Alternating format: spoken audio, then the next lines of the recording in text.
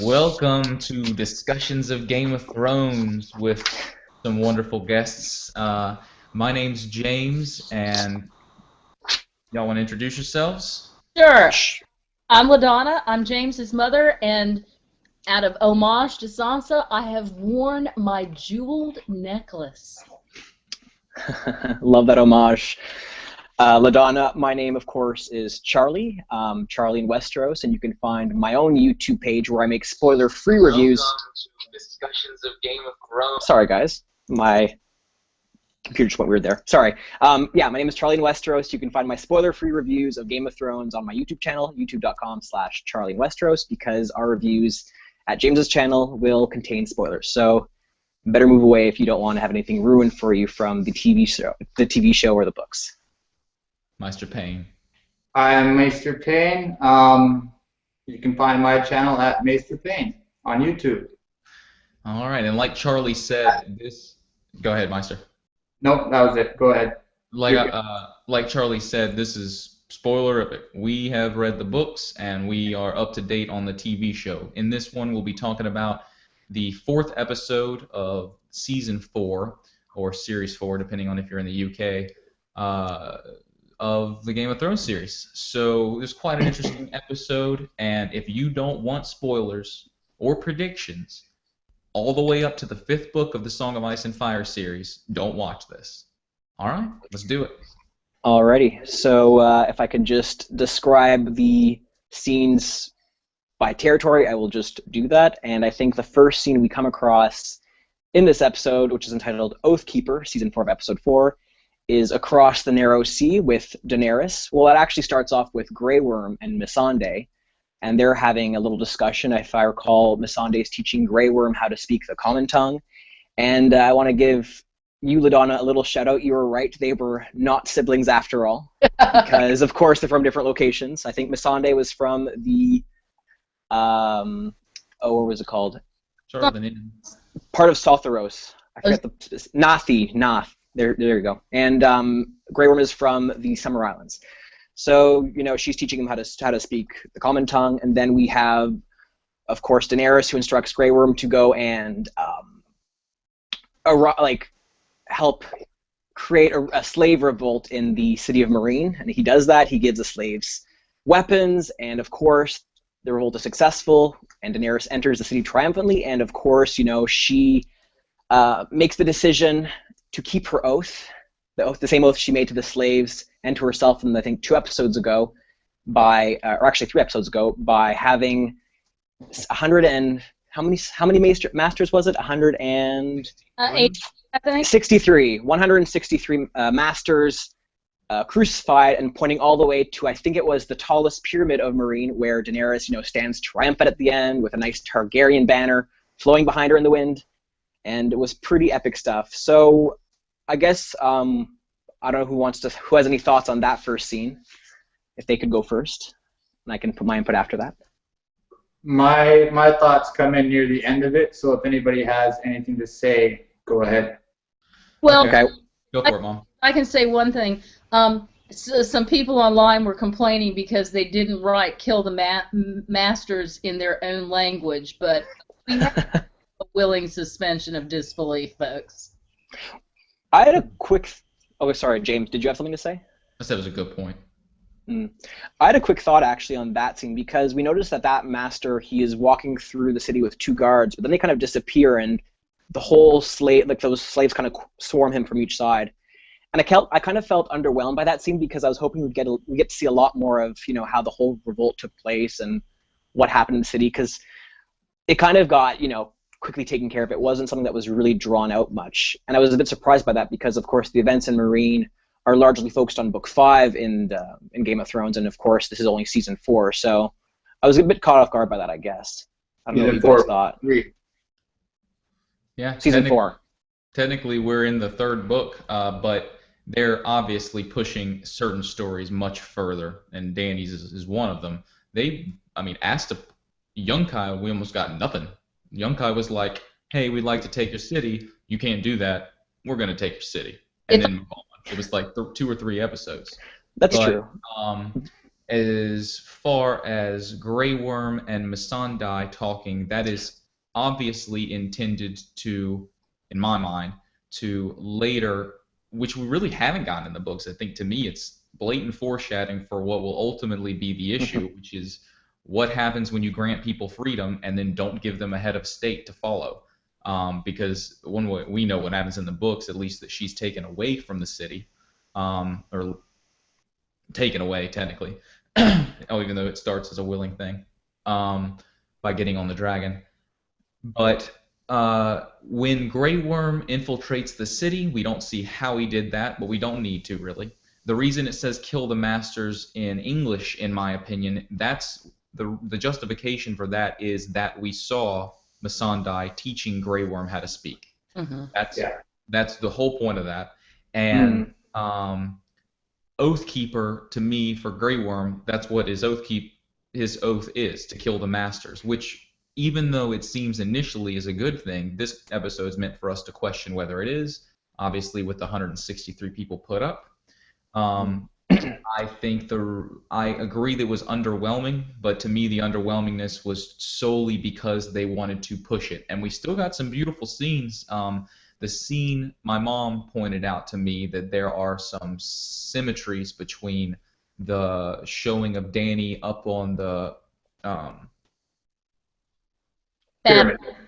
On the pyramid? The balcony, and the flag behind her that are very similar to film footage of Nazi Germany, particularly of Hitler. And that would have been propaganda film, which would make sense for them to also use that for Dany as far as the TV show, because they want people to view her as this freer.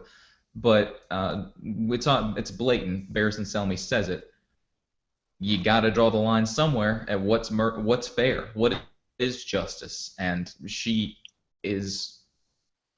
feels like she has a duty to teach the world what is right and wrong, and there is no second guessing that. Although you got to argue that 163 is less than what could have been killed, but she didn't just kill them; she crucified them, which is obviously a reference in the mind of the viewers to what supposedly happened to Jesus Christ, which nobody views that as that's not a big deal, at least he died. No, that's torture. So we're meant to think that she's pushed to the brink.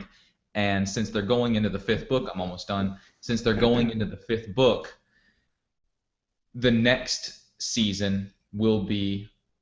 I thought they were going to do Histar Zolorak next season, but they have pushed it so quickly in this most recent episode that there's nothing really left to tell in Meereen except for the entrance of Histar Zolorak, the issue with the slate, with the Colosseum, basically, and her going back.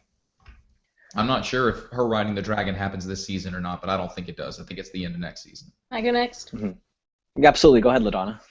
Okay. If I could respond to a few things. With respect to what James was just saying, obviously they don't have a budget to do huge battles, but that was exactly how they infiltrated the city. They went through the sewers. Okay? So I didn't have any problem with that. Dany kept her hands off, and that was okay. But what I did want to say is that I think certainly we have to compare it to some Nazi Germany kind of things. Dany, however, the trope is flipped because she's a liberator. But then we have to also juxtapose that with the incredible torturous crucifixion scenes. I also thought that the flag that was overhanging it twice, we saw it once when the master saw it looking up, and then once when it was behind Dany. That's almost directly taken out of the Nazi Germany documentaries by Leni Riefenstahl or Stahl. So that's intentional. I mean, you don't take a photographic picture like that that's almost exactly like they showed it without it. Another thing with respect to that, I think it's very interesting that if I can interrupt for just a split second so that I can figure out how to do this. If you can. Meereen, start screen share. Oh, there you go. It was there. What's I don't that? see it. Oh. Yeah. Oh. There you go. Oh, here we go. Okay, I see it. Okay. In addition to that, I think what we're really getting there, and I've had some people tell me they thought it was slow this week. I think what we're getting here, we know we've been pushed farther into the books than we anticipated, but I think the reason for that is, folks, that the writers understand that people who are television watchers have enjoyed the gritty realism of the interpersonal relationships, and that is more important in Meereen than the actual taking over of the city. Good point. And I think that what's going to happen with the Harpy and Galaza Galore and Hizdak Lorak, or whatever his name is, I think those are going to draw the audience more into the personal aspect. And to be frank, a lot of people have said they've not seen Dany in more intimate scenes and they feel a little bit distanced from her. And that's kind of all I have to say about that. Okay. I don't know if you had any thoughts, Maester Payne. I had a couple, but I'll let you go first. My thoughts were basically on the last scene with Dany and all the freed slaves wrapped around doing the Misa Misa thing. And just us as book readers knowing what's actually to come there with the hierarchy of the slaves and higher position slaves thinking they have a claim to certain aspects and sort of the feud that happens inside in future episodes. Good point. Okay, I think I had a few thoughts and I guess a few things to say in rebuttal to what you had to say, James and LaDonna. I guess I could start off with addressing the whole scene with Barristan Selmy. I mean, this is the second time we have Barristan, I guess, offering Dany a word of advice or even, suggesting something that she disregards. And in this season specifically, I think the first time is when she goes on the road to Meereen and she sees the actual slave children strung up, and he tells her, we can have them taken down before you see them. And she does say, no, I want to see each one of their faces.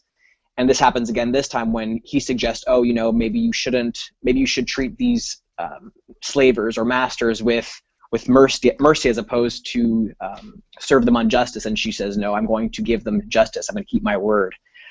Which is kind of interesting. And I wonder if they're going to continue that whole dynamic between those two characters. Because in the books, for one thing, I don't recall us getting quite that kind of a dynamic between them. I do remember that the conflict between Daenerys and Jorah Mormont gets played up a lot in the 5th book, which leads to obviously ultimately them, splitting ways or him leaving Meereen. Which I was kind of surprised we haven't seen any of that specific tension between them just yet come up anyway. As far as what you guys said about the Nazi symbolism of of the Targaryen flag flying on the tallest pier of Meereen, unfortunately I do have to agree with you guys as much as I'd hate to admit it, but it's true. It does actually remind you of the red color of the Nazi emblem. So, and like you said, LaDonna, Lena Riefenstahl's movies, of course, the very, very epic the epicness of it all. Although of course it was missing the intense music behind it all, which gives it a less of a heroic feeling, but more of a somber effect. And you guys are right that we haven't been getting much of a more tender side to Daenerys. At the same time, though, we are going to have to at some point have another redemptive arc, if that makes sense, with Daenerys, because we do know that she starts to get back into touch with her dragons at some point, and she's going to have that whole occurrence take place. So I am looking forward to that at the end of the day, even though right now I guess she is somewhat portrayed as a Nazi. Well, if I can yeah, go ahead. To jump in right now, you made a really good point there that we haven't seen Dany, and we're not going to for a while, except to be really pissed off at her with what she does to her dragons. But what we've got distancing between Dany and her dragons, which is mirrored with the Starks being distanced from their direwolves too. So I think Martin's playing with that right now. The animals are kind of acting as the protection of these characters. I think you're right on that too, actually. And there's going to be a melding of them later that we're going to feel like there's some connectiveness going on between her and her dragons and the Starks and their direwolves coming back together. I would definitely like to see that as well. One last thought I had on this scene, and I don't know if anybody else had anything to say before I make my last comment. It's a bit of a silly comment. I might. We'll see. I said I might, but we'll see. Go ahead. Okay.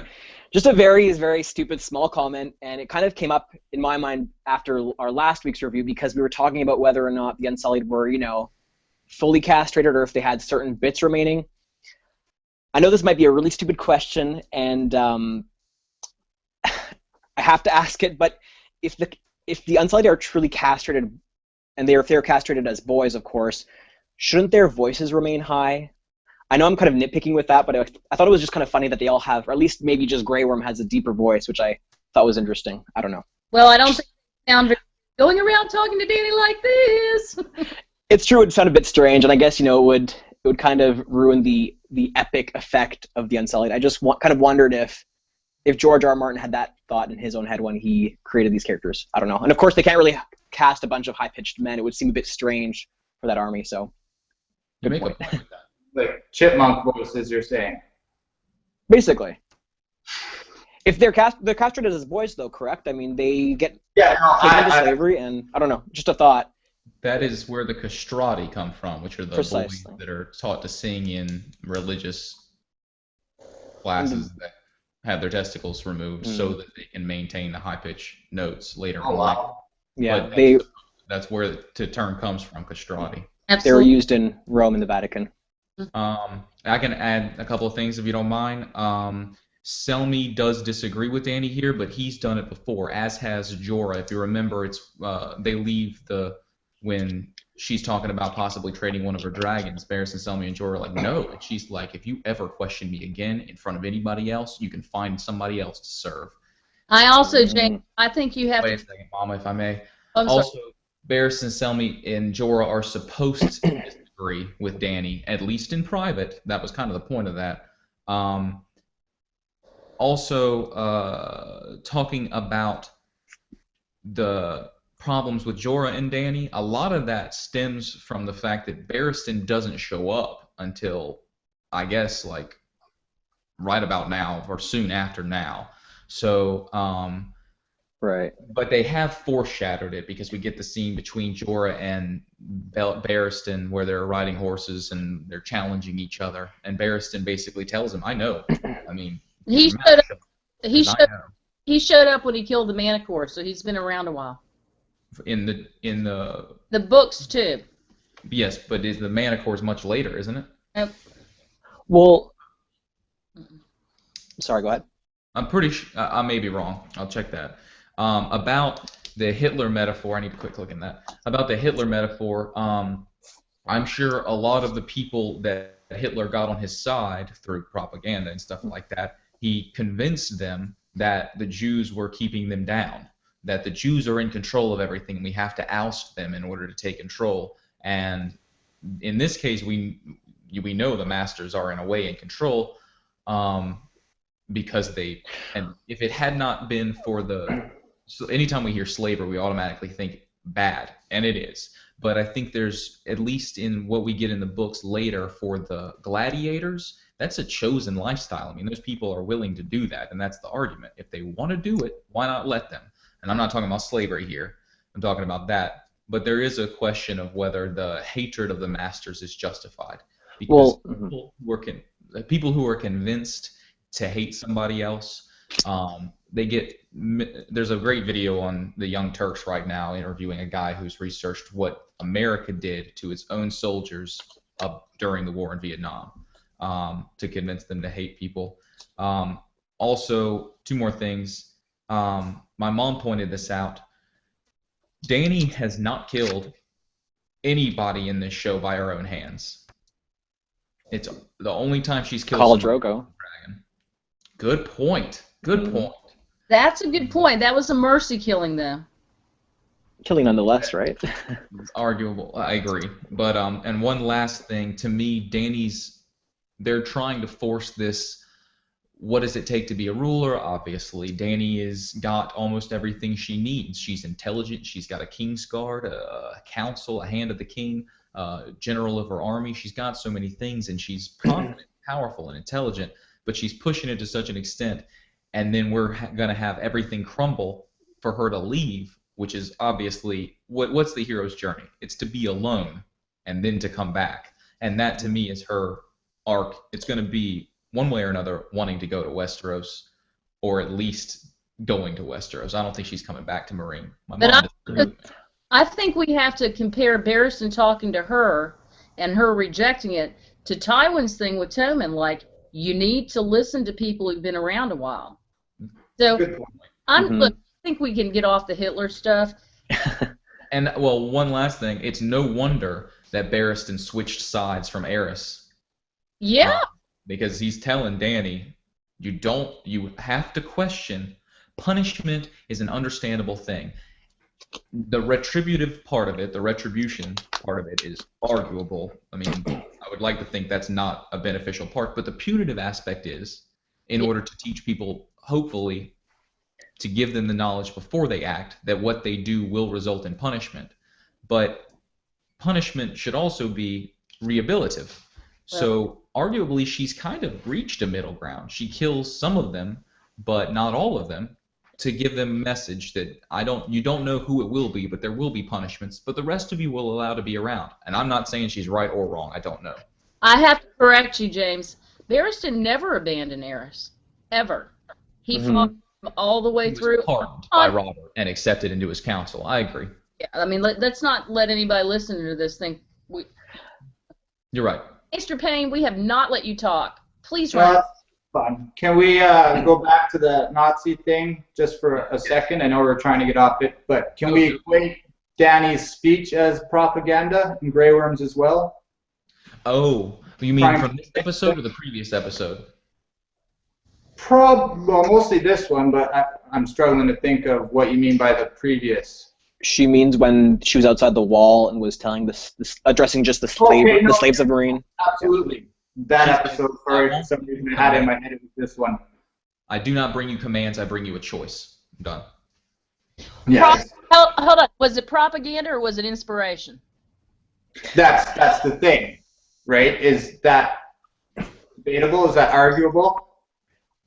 See, somebody like me might say it's inspiration, but that's only because of my allegiance naturally. And I know, like I said, this episode did make me feel a little uneasy about Daenerys. If I can just jump back on quickly, the Nazi trope. I don't want to bring that up specifically, but I mean the fact that we didn't really get any, like you said, raw emotion from her, see her personal side did obviously make viewers uneasy, and it made me uneasy in certain ways. And it made me wonder, and I hope it's okay if I can get off topic a little bit from the discussion or from her speech. I don't know if you want to talk more about it, Maester Payne. No, I was just questioning that one aspect. Okay, well, it was just whether or not it was propaganda. If I can add one thing to it. You have a great point, Maester Payne, and I think that's kind of we touched on it in the last one, and that's why I mentioned the previous episode, because she says, "I don't bring you commands, I bring you a choice." Well, so did Hitler. Hitler said, propaganda. You're right, he did. Yeah. I bring you a choice, and your choice is follow me or die. I mean, I don't know if that's what she's going to say. But. Imagine that Putin's saying the same thing to his Russian soldiers right now. Follow. I mean, some inspirational speeches are going on about why we have to protect ourselves and take over the Ukraine, probably because the United States is going to come get us if we don't. It's like Martin always does, perspective is VIP. And that's the name of the game. Absolutely. And that's why I kind of Go ahead, Maester Payne. No, you go ahead, Charlie. Okay. No worries, I'll just keep it quick. I kind of just wondered, given that we're talking about perspective and we're talking also about decision and choice, I wonder if she chose which of those masters to string up on the crosses. Because certainly there must be some masters who are, quote-unquote, less guilty than others. I mean, I don't want to... Go ahead, LaDonna, sorry. I was wondering the same thing, because it just seems like they just rounded them up. Exactly, that's how it came across. And that's why this scene bothered me, because it was so short. There wasn't enough, we got a lot of information, but we didn't get enough information, in my opinion. I agree. And my immediate thought when she says we'll do 163 of them was, how do you choose? And obviously you could pick the first 163. Mm-hmm. Maybe you say, I will not execute anybody who has 3 slaves vouch for their innocence, their kindness. Mm-hmm. 3 slaves who can quote a kind act they've done. I'm making it up. Well, no, but it's a good point. James and I talked about that night, or shortly thereafter, because this is what Catelyn does later as Lady Stoneheart. She doesn't really care if someone deserved to die or not. If they were associated with the group, they all die. For instance, Merritt Frey, who didn't have anything to do with the Red Wedding, but she takes him out. So I think we have to compare and contrast that as well. And to add to what she just said, the foreshadowing of Lady Stoneheart is her ripping her face apart in the novels. But in the TV show, and I mentioned this to my mom last night, when Catelyn's got her knife to the Frey's wife's throat in the TV show, in the books, it's that older, mentally challenged jester guy, fool. And she says, I'm going to kill her if you do anything. And Robb gets killed. And we're so emotionally distraught that when Catelyn screams, we're on the verge of tears, and then Catelyn slits that girl's throat, and we go, yeah, get her. I mean, watch any reaction video. Oh, yeah. Yeah, get her.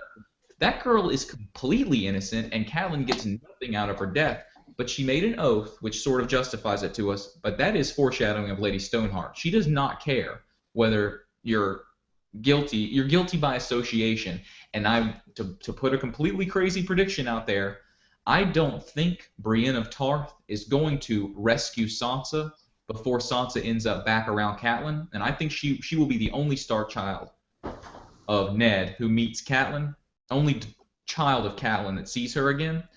And if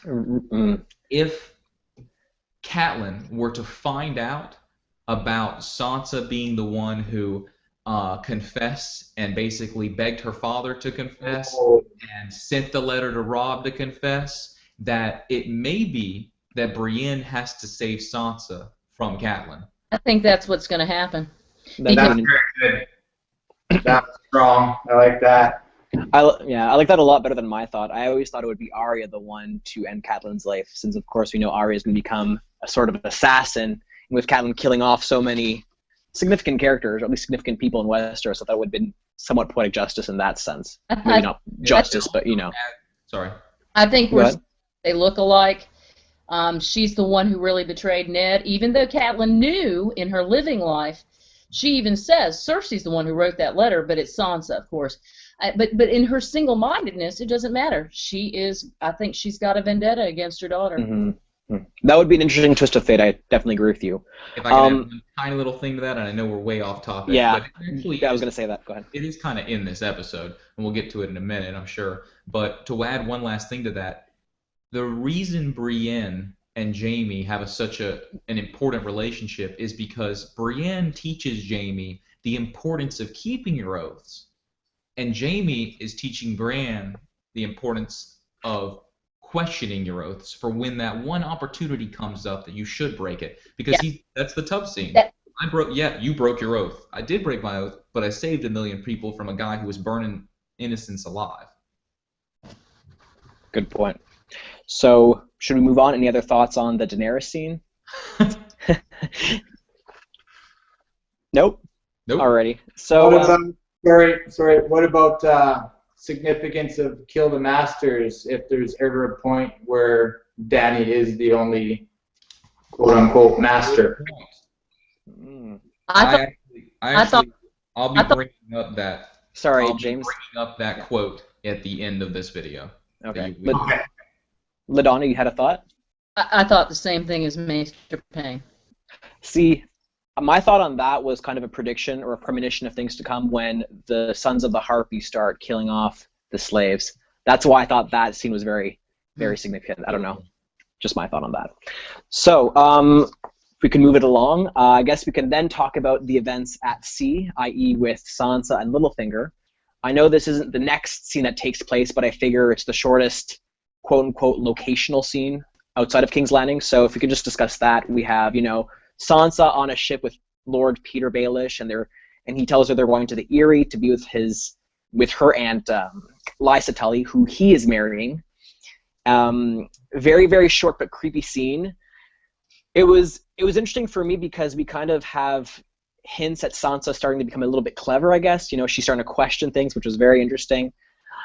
My biggest thought on this, however, and it comes across especially in the next scene, in another scene later on, but I want to bring this up right away, is to ask you, James, do you still think, or are you still convinced that Sansa is the killer of Joffrey?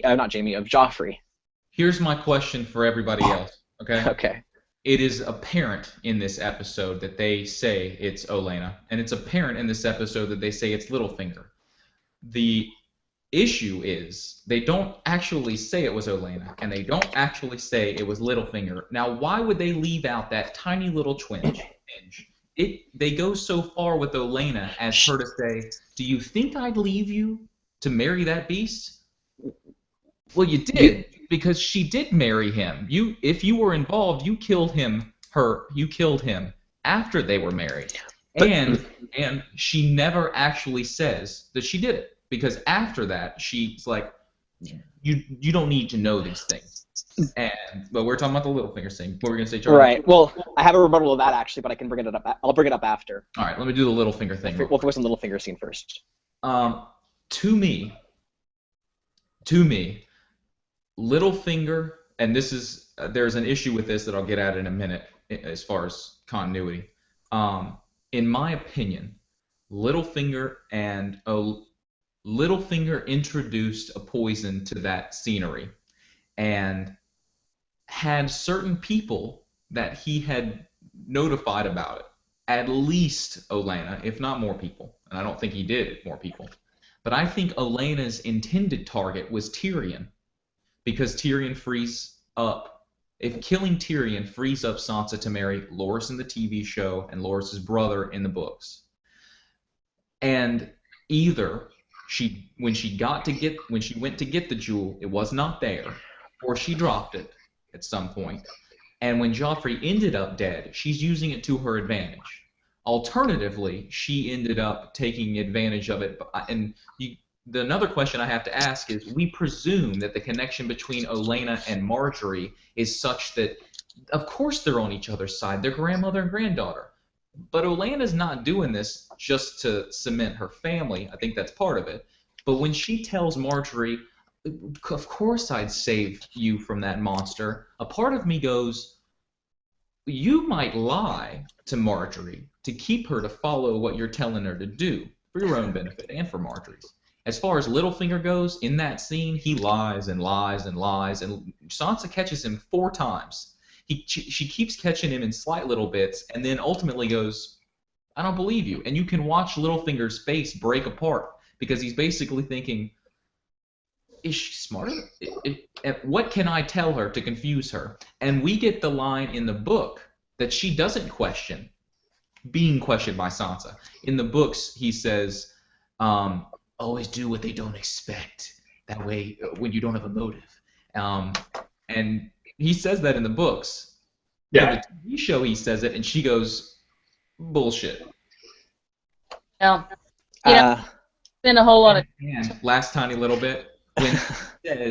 When he says the stone or something about the necklace, she says the poison. Well, everybody. But you'll let James finish, last thing. and Sorry. we'll jump on him. And I'll stop after this. When he says, "I didn't have a part," Tyrion didn't have so-and-so didn't have a part in it, and he goes, "You did." Her look on her face can justifiably be interpreted as, "What the fuck are you talking about?" But if you go into this episode presuming that it's Sansa, everything fits. The only issue is why is Olenna taking credit for Joffrey? But my question to the viewers is, why did we not get that final piece of cement to tell us it was Olenna? She never actually says it. Neither does Littlefinger. Done. You kind of addressed 2 scenes at once here. I did, sorry. It's all good, and I still have a hunch you're grasping at straws at this point, James. I don't know if anybody else wanted to speak on the Sansa Littlefinger scene first, though, before I say my piece. Maester? You said no. Charlie says his piece first, for sure. Alrighty. Where to start? I mean, you really did a good job of not representing, but presenting the scene in a very or at least in as much as we can tell, make it seem that Sansa did it. But are you really sure that she didn't seem completely confused when Peter Baelish said that she did it? I mean, it really came across that she was like, "What are you talking about? What?" How could she? I disagree, because there's no way she's confused. She catches him 4 times. She's not confused. But she was in that situation. She's playing him, and if she's really playing, and that's the point of it, in my opinion. She even tells him in the previous season, the thing about liars. You can't. She is playing him. She even references what he says about Dantos. She can't trust the drunk. She is playing him, and it's That and the whole That point. mhm. The whole point is to make it seem like she's naive. Watch the Young Turks, What the Flick video about this. They hate Sansa because they think she's so stupid and naive. And that's what Martin's doing. He's making you think she is so that later we go, oh, she became a badass, and then think she was a badass the whole time. okay. So when do you? Okay, LaDonna, you go first. I'll let you go first. I think we just need to raise a white flag on that. I think James might be right because I caught some of that too. But right now, I think we've said all we can say, and let's move on.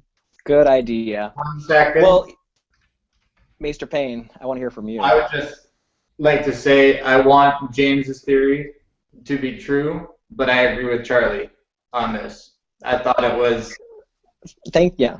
It's hard, but I also still don't think Sansa's the killer. I don't want Sansa to be the killer. I was up until this episode looking at Cersei, which I think James touched on last week, and I was aiming it towards her sort of having a self-fulfilling prophecy where she's actually killing off her own kids and she pushed her friend down the well. She's actually fulfilling Maggie the Frog. Yeah. I think she does kill one, but later. Later.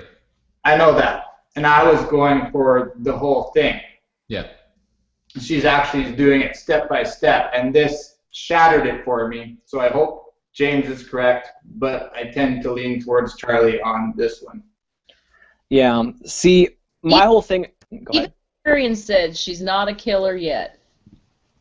Yet Yet being the operative word. No one suspects her. I know I don't know, but I swear if anybody's doubting it, rewatch the episode with the willing suspension of disbelief and presume it's Sansa. It makes sense for them to leave those tiny bits out. Yeah. Well, James, James, I will say you do definitely give a good defense for Sansa as the killer. I'll leave it at that. That's for sure. Well, I guess we can just end that scene then, unless anybody else has a thought on Sansa and Peter at sea. God, please stop. Should we go ahead and move to the scene with Olenna and Margaery? I was gonna say that, yeah, because right when Littlefinger ends that scene, he makes some comment about how he has more loyal friends in high places, and the scene maybe intentionally shifts towards a scene of Olenna and Margaery speaking, which already sets up. I took that to mean he has friends in high places. It's the Eyrie and Lysa. Can I? So it ties into the Tyrells, right? Yeah, it shifts to. What's that? Nothing like a thoughtful gift to make a new friendship grow strong. Tyrell words. That's good. Growing strong. Their motto. That's true. I'd like to add one more thing to the theory. I know y'all are disagree with me, and that's fine. But just so people watching understand one more aspect of the entire theory. If Littlefinger intended for someone else to die, and I pretend that Olenna had different motives and knew about the poison, but wanted Joffrey dead, but is not the one who did it, Sansa did it. If Littlefinger put the poison there and told a couple of different people, I know you want fill in the blank dead, and I'll provide you the poison, and Sansa will be the scapegoat. And I'm not saying that he did it more than one person. Obviously, Olenna is the one who messes with the jewel.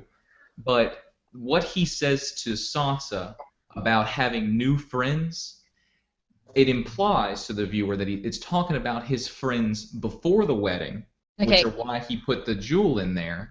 Hold up, Mama. It's possible that it could be interpreted to mean that now that the plan didn't turn out the way he thought, and Joffrey ended up dead, that he has chosen friends based on he goes to somebody who he knows benefited from Joffrey's death and said, that was me and I did it for you. It's all BS. I have a theory on that. And Go for it. I didn't come up with it. If he's talking about somebody who would facilitate it, who would have ensured that Sansa wore that necklace to the wedding? Shay. Yep. But Shay wasn't there, of course. But Shay dresses her. Shay dresses her every day. Absolutely. She's gone out of the city already, Mama. Shay touches. There's a mention of Shay touching the hairnet. Hairnet. I agree with you still. Tyrion makes a great target for Littlefinger. Absolutely. There's no reason why Tyrion might not want to kill Littlefinger. Or reverse that. Sorry. Yeah. Littlefinger kill Tyrion. It's a logical target. Sansa's free. She's no longer married. He can marry her or trade her to somebody else. I agree. He can. Couldn't hear you, Mama. You got to stand next to the camera and not move around so much. I said let's move on. Good idea. So let's Marjorie. move on to the Marjorie scene, yeah. And for a change, I have my own theory about something Olenna talks about in this scene, which I can address at the end. But of course, in this scene, we have basically Lady Olenna, from what it seems anyway, that she is revealing that she is the one who offed Joffrey. And she also reveals that she's going back to the Eyrie, not to the Eyrie, to Highgarden. She also discusses, Lady Olenna, that is, discusses her own marriage to Lord Tyrell, Luther Tyrell, many, many years ago, and how she was once betrothed to a Targaryen prince, it seems, which, again, I have a thought on that, but I'll come back to it in a sec. Interesting. And she basically tells Marjorie that, she has to work her magic on Tommen to make sure that she properly is able to control that young prince when the time comes for them to marry. And I actually thought it was funny because Olenna makes, what I think anyway, a very, very wrong assessment for a change. She says, quote, Cersei may be vicious, but she's not stupid. Well, to say the least, I think she'll find out that by the time Cersei is in power, i.e. all throughout Book 5, she has a lot of stupid decisions there that kind of ruin things for both the Tyrells and for the Lannisters, but I'll leave it at that. That was basically the scene in the nutshell. I don't know if you guys had any thoughts on that scene specifically. I loved Lady Olenna saying, I was good back then. I was very, very good. And I'm going to show you all a picture real quick. This is of her from the Avengers. The actress? Yeah. I was actually wondering what she would look like when she was younger. I can't see her.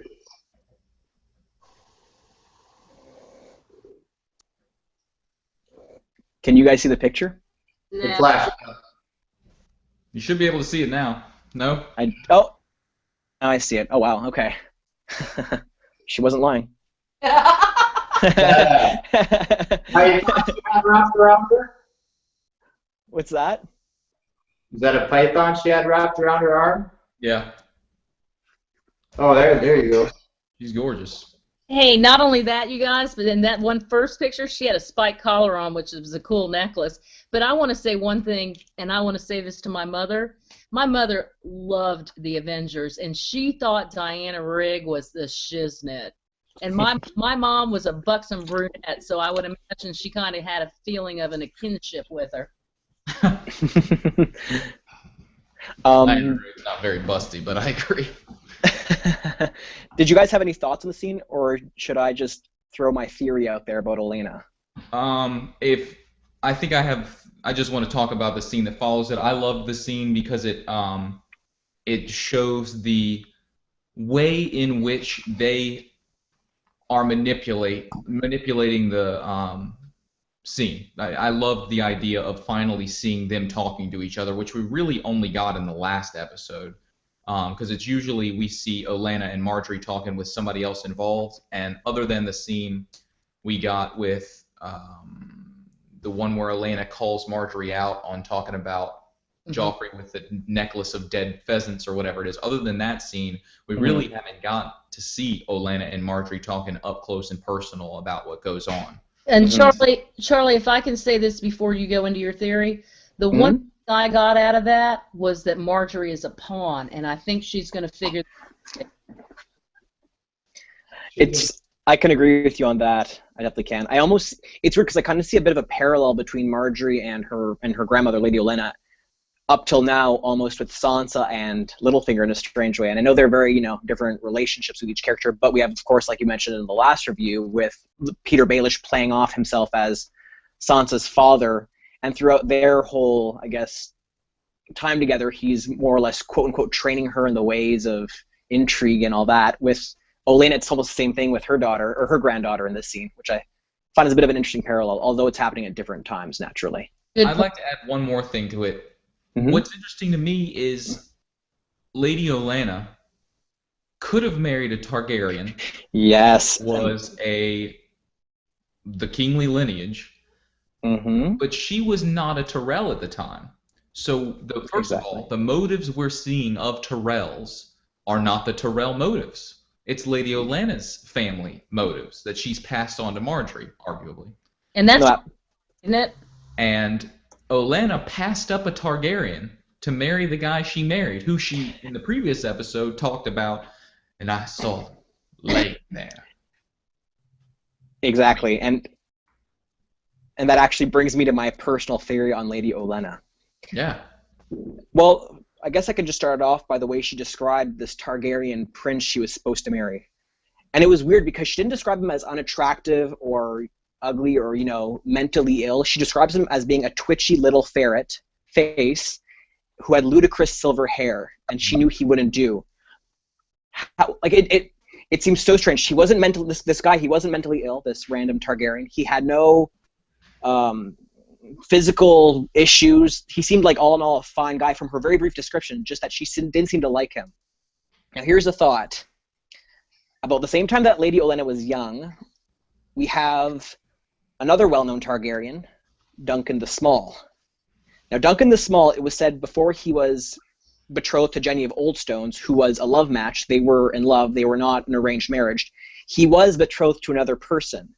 It's not said who she was, but it was said he was betrothed to some other woman, but forewent her for love. Man, Charlie, you rock. Wow! Am I onto something here, maybe? Yeah! Alrighty, I thought I was going crazy for a second. Everybody give Charlie a hand. I'm going to double-check the date. You can double-check the dates, yeah. If I could just continue with that, though. I have a few other thoughts on Olenna, because there's a few times in the books, I can't recall the exact points in the books, but she describes her own bitterness toward the Targaryens. She talks about their madness constantly, which is a bit, obviously the Targaryens have issues, but it's a bit strange that she would, make these references, so maybe not so many times, but every once in a while. At least I felt it's a bit strange. Another thing is that her own husband, Luther, I believe he died by falling off a cliff when he was hawking as well. And I think Tyrion in the books made some reference as to how, maybe she offed him, or maybe he ran off the cliffs himself. No, he said that maybe he ran off the cliffs being married to her. I don't know I don't know if this is a possibility, but maybe there was some reason for her to also kill her own husband. There seems to be a trend here, and that's also one of the reasons why I feel she might be behind the murder of Joffrey. And if it's not Joffrey, then it might be Tyrion, as you guys say, because of course there seems to be a precedent for her to off people that get in her way, or at least that is pay back people who do her wrong. And the last thought on Duncan the Small is that, of course, we all know Duncan the Small died at, I think it was called the Tragedy of Summerhall. Yeah, I'm not saying that she's responsible for that, but it would be an interesting twist if she had a part to play in that whole incident. Charlie, that is brilliant. And if you want the timeline, I can tell you this. Mm-hmm. If Mance Rayder is about 40, maybe 43, 40-something, 40-ish, yeah. then it seems like every 20 years you get a new generation, because people tend to. So, and Olenna, it looks to be about 60, maybe 70 years old in the show. That's how she's. Mm-hmm. It works perfectly, because Duncan the Small died in that fire. Exactly. Okay, so I'm glad I'm not speaking too crazy. I thought Lady Olenna was born in around 230 to 240 AC, after Aegon's conquest. So that's 230 to 240, and Dunk the Small died in 259. So when Dunk the Small died, Lady Olenna would have been at least 20. Perfect. At least 20 when he died, but between 20 and 30 when he died. So earlier she could have been betrothed, etc. Awesome. Well done. Thanks, guys. I was worried I was on a a bit too much of a crackpot theory. Okay, now I'm glad I have people that agree with me somewhat. Sorry, go ahead.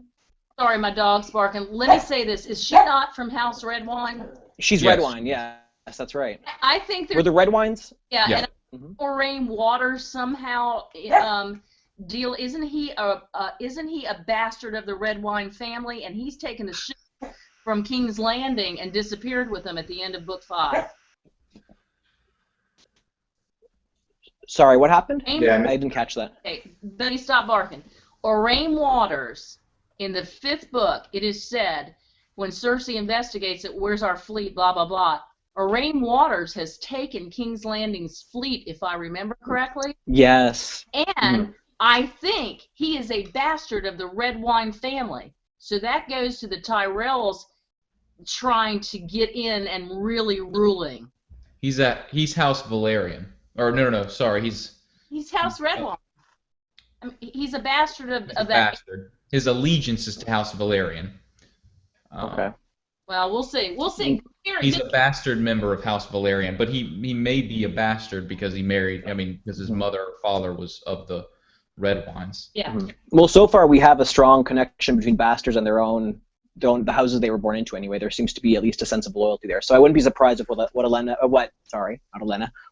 is saying turns out to be true in this case. I think you'll like that. I think you just complimented my mom accidentally. Did I? Thank you. But Charlie, I got a well done. That's a beautiful theory. Thank you. You got me a bit intimidated there with the other stuff earlier on. Okay. So should we keep it moving then, guys? Since we're all right. I think So the next one will be Marjorie and Tommen. We can get that knocked out. Let's talk about that. Do you want to address it? Tommen is a beautiful kid, and they picked a really good kid to play that role. He seems sweet, but he is a beautiful kid. If you watch the video of him being interviewed, he's much older, more mature, and a good-looking kid. But he plays innocent really well. We finally got Sir Pounce, which a lot of people liked. A lot of people didn't like it because Marjorie's supposed to give him kittens, but at least we finally got Sir Pounce involved, which my girlfriend liked. And that scene was one of the best of this entire episode to me. Marjorie plays it perfectly. She never actually tells him. She just plants an idea in his head and kisses him on the forehead. Do you know what happens when we get married? Yes, there will be a ceremony, and there will be a feast, and then I'm yours forever. And he's like, oh.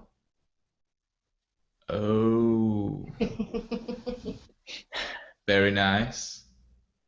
Anyway, I loved it. I thought it was extremely well done, and their relationship was set up solely from that scene. The irony is it'll get fucked up later, but that scene. Unfortunately.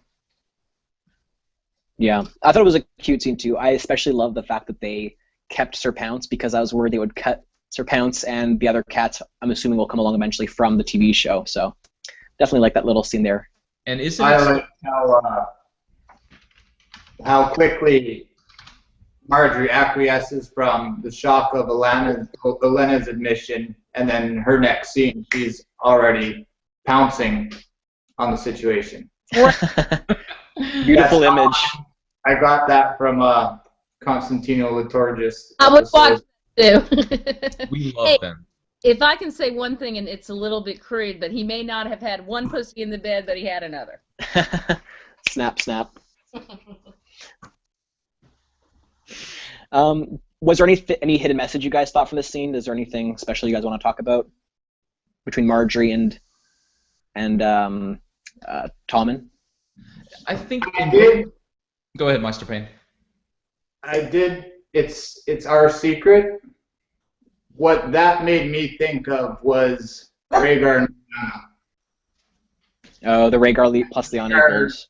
Giving Lyanna the roses. How obvious that was compared to this secret. They don't really tie in together, but that's what I started thinking of. Like, what was Rhaegar doing giving Lyanna the roses? It's so obvious in front of everybody. That's what I started thinking of. You know, that's a good point, Maester Payne, and if I can add one more thing, I think it was important to also show that Tommen had been bullied by Joffrey, too. Yeah.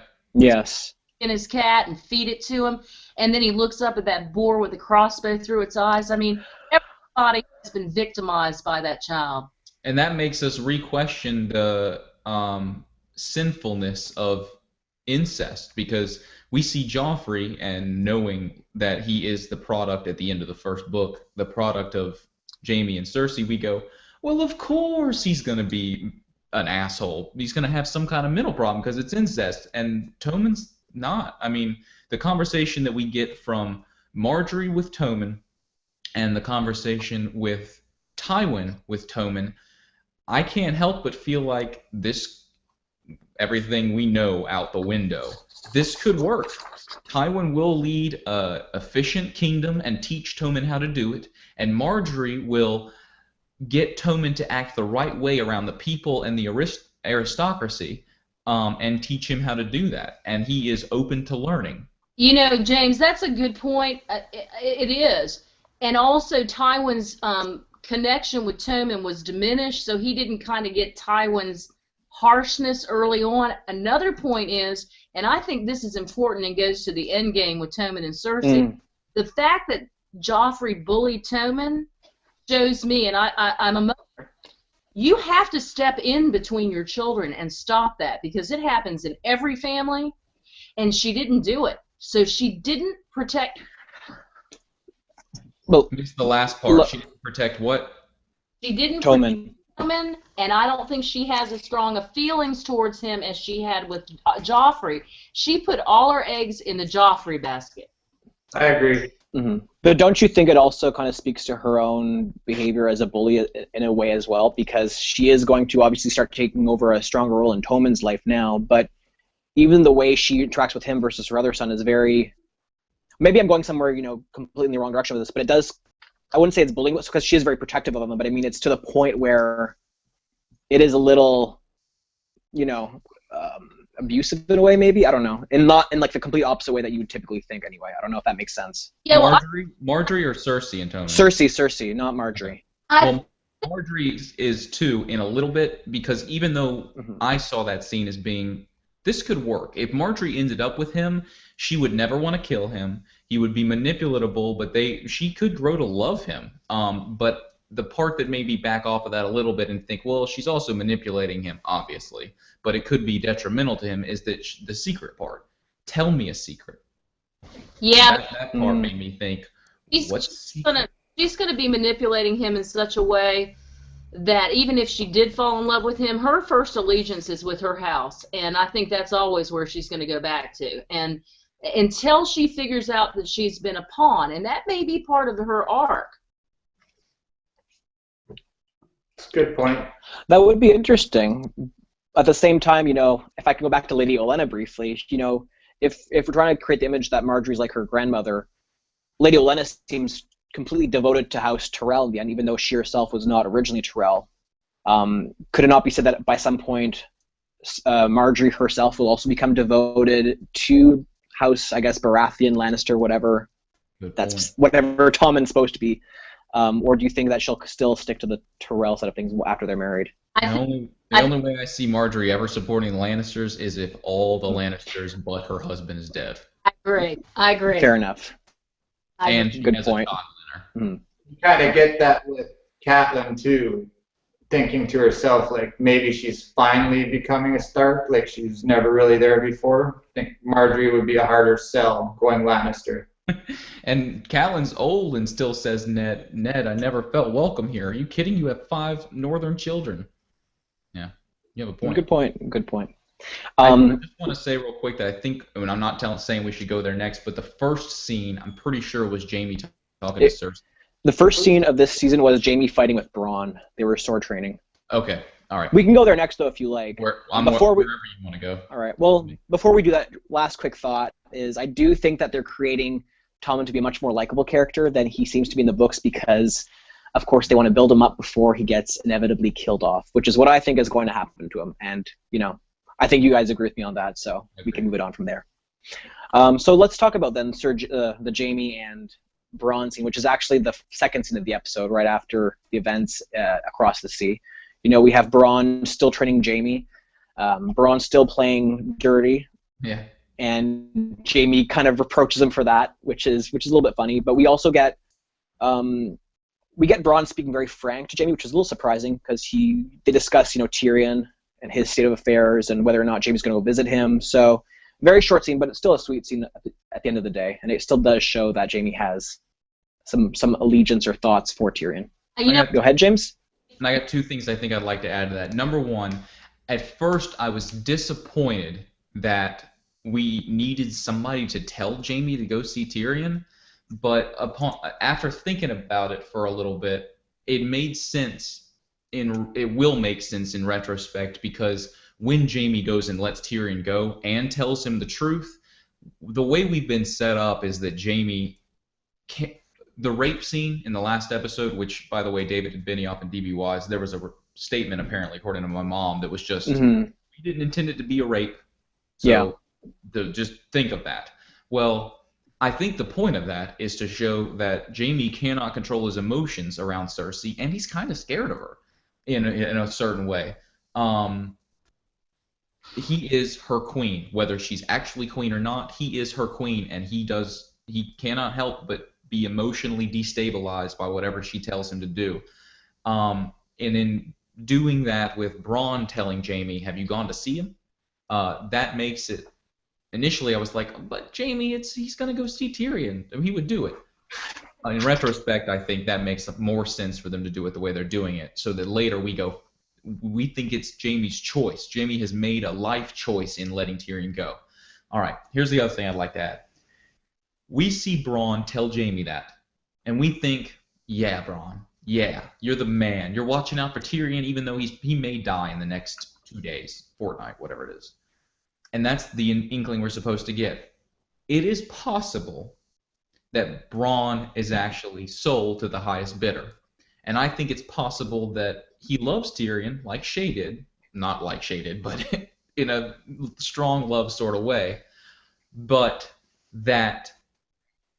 Picture this, and I don't agree with this, it's just a theory. If Varys bought Bronn, and imagine Bronn entered Tyrion's camp from the get-go under Varys's instruction.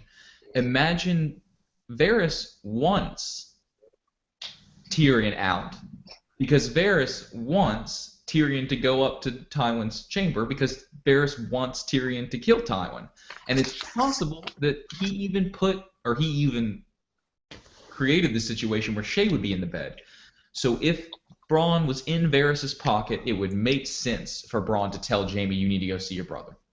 James, that is a thread that might be possible, but I truly think that scene clinched it that Bronn's a good guy, and I'm not following that. I'd like to think it does. I don't know. In the books, it's clear that Bronn gets the hell out of Dodge, marrying that girl who's pregnant, and then he names the child he wants to name her Lana, and they won't let him, and then he names him Tyrion. No, he wants to name him Tywin, and he asks Cersei's permission, and Cersei says, hell no, you can't, and he says, okay, I'll name him Tyrion. Yeah, well, I think that all of this is clinching it, that I'm fairly certain Bronn's a good guy. That's the way I feel about it. I think he will be at the end. I'm inclined to agree with LaDonna on that. Okay. I agree. Sorry, go ahead. Oh, I was just going to say, I think... Okay, well, I mean, like, even throughout... Sorry. I was just going to say, that's my bad. I'm just proposing a possibility, and because it's a possibility, it's worth thinking about. And it is obvious. It is an obvious thread they are doing with whether Bronn's good or bad, and I don't think this answers it necessarily. But let's move on. It definitely hints to it, in my opinion. But yeah, let's move on. Maester Payne, did you have any thoughts on this quick scene or no? Actually, no, I really didn't. Yeah, same. I'm not wanting to go to that wherever they are. That's a cool location. That definitely was a cool location. That's filmed in Croatia, actually. And I actually did have one quick thought now that I think about it. Because we have Bronn telling Jaime to, fight dirty, or it's okay to fight dirty. Well, Jaime does have a friggin' metal hand. I was always wondering, why doesn't he just use that to block the sword sometimes? Really random thought, I know, but hey, it's out there. Well, I wonder if he'll ever use it. It looks like it's pretty easy to pull off since Bronn took it off and smacked him against his head. True, but I mean, you could just use it to, like, I don't know, as a shield maybe? I don't know. It's going to be...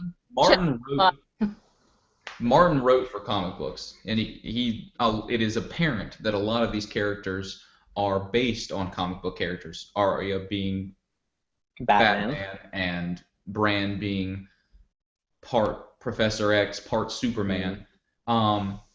There's a character named Aquaman who is a prince sort of king.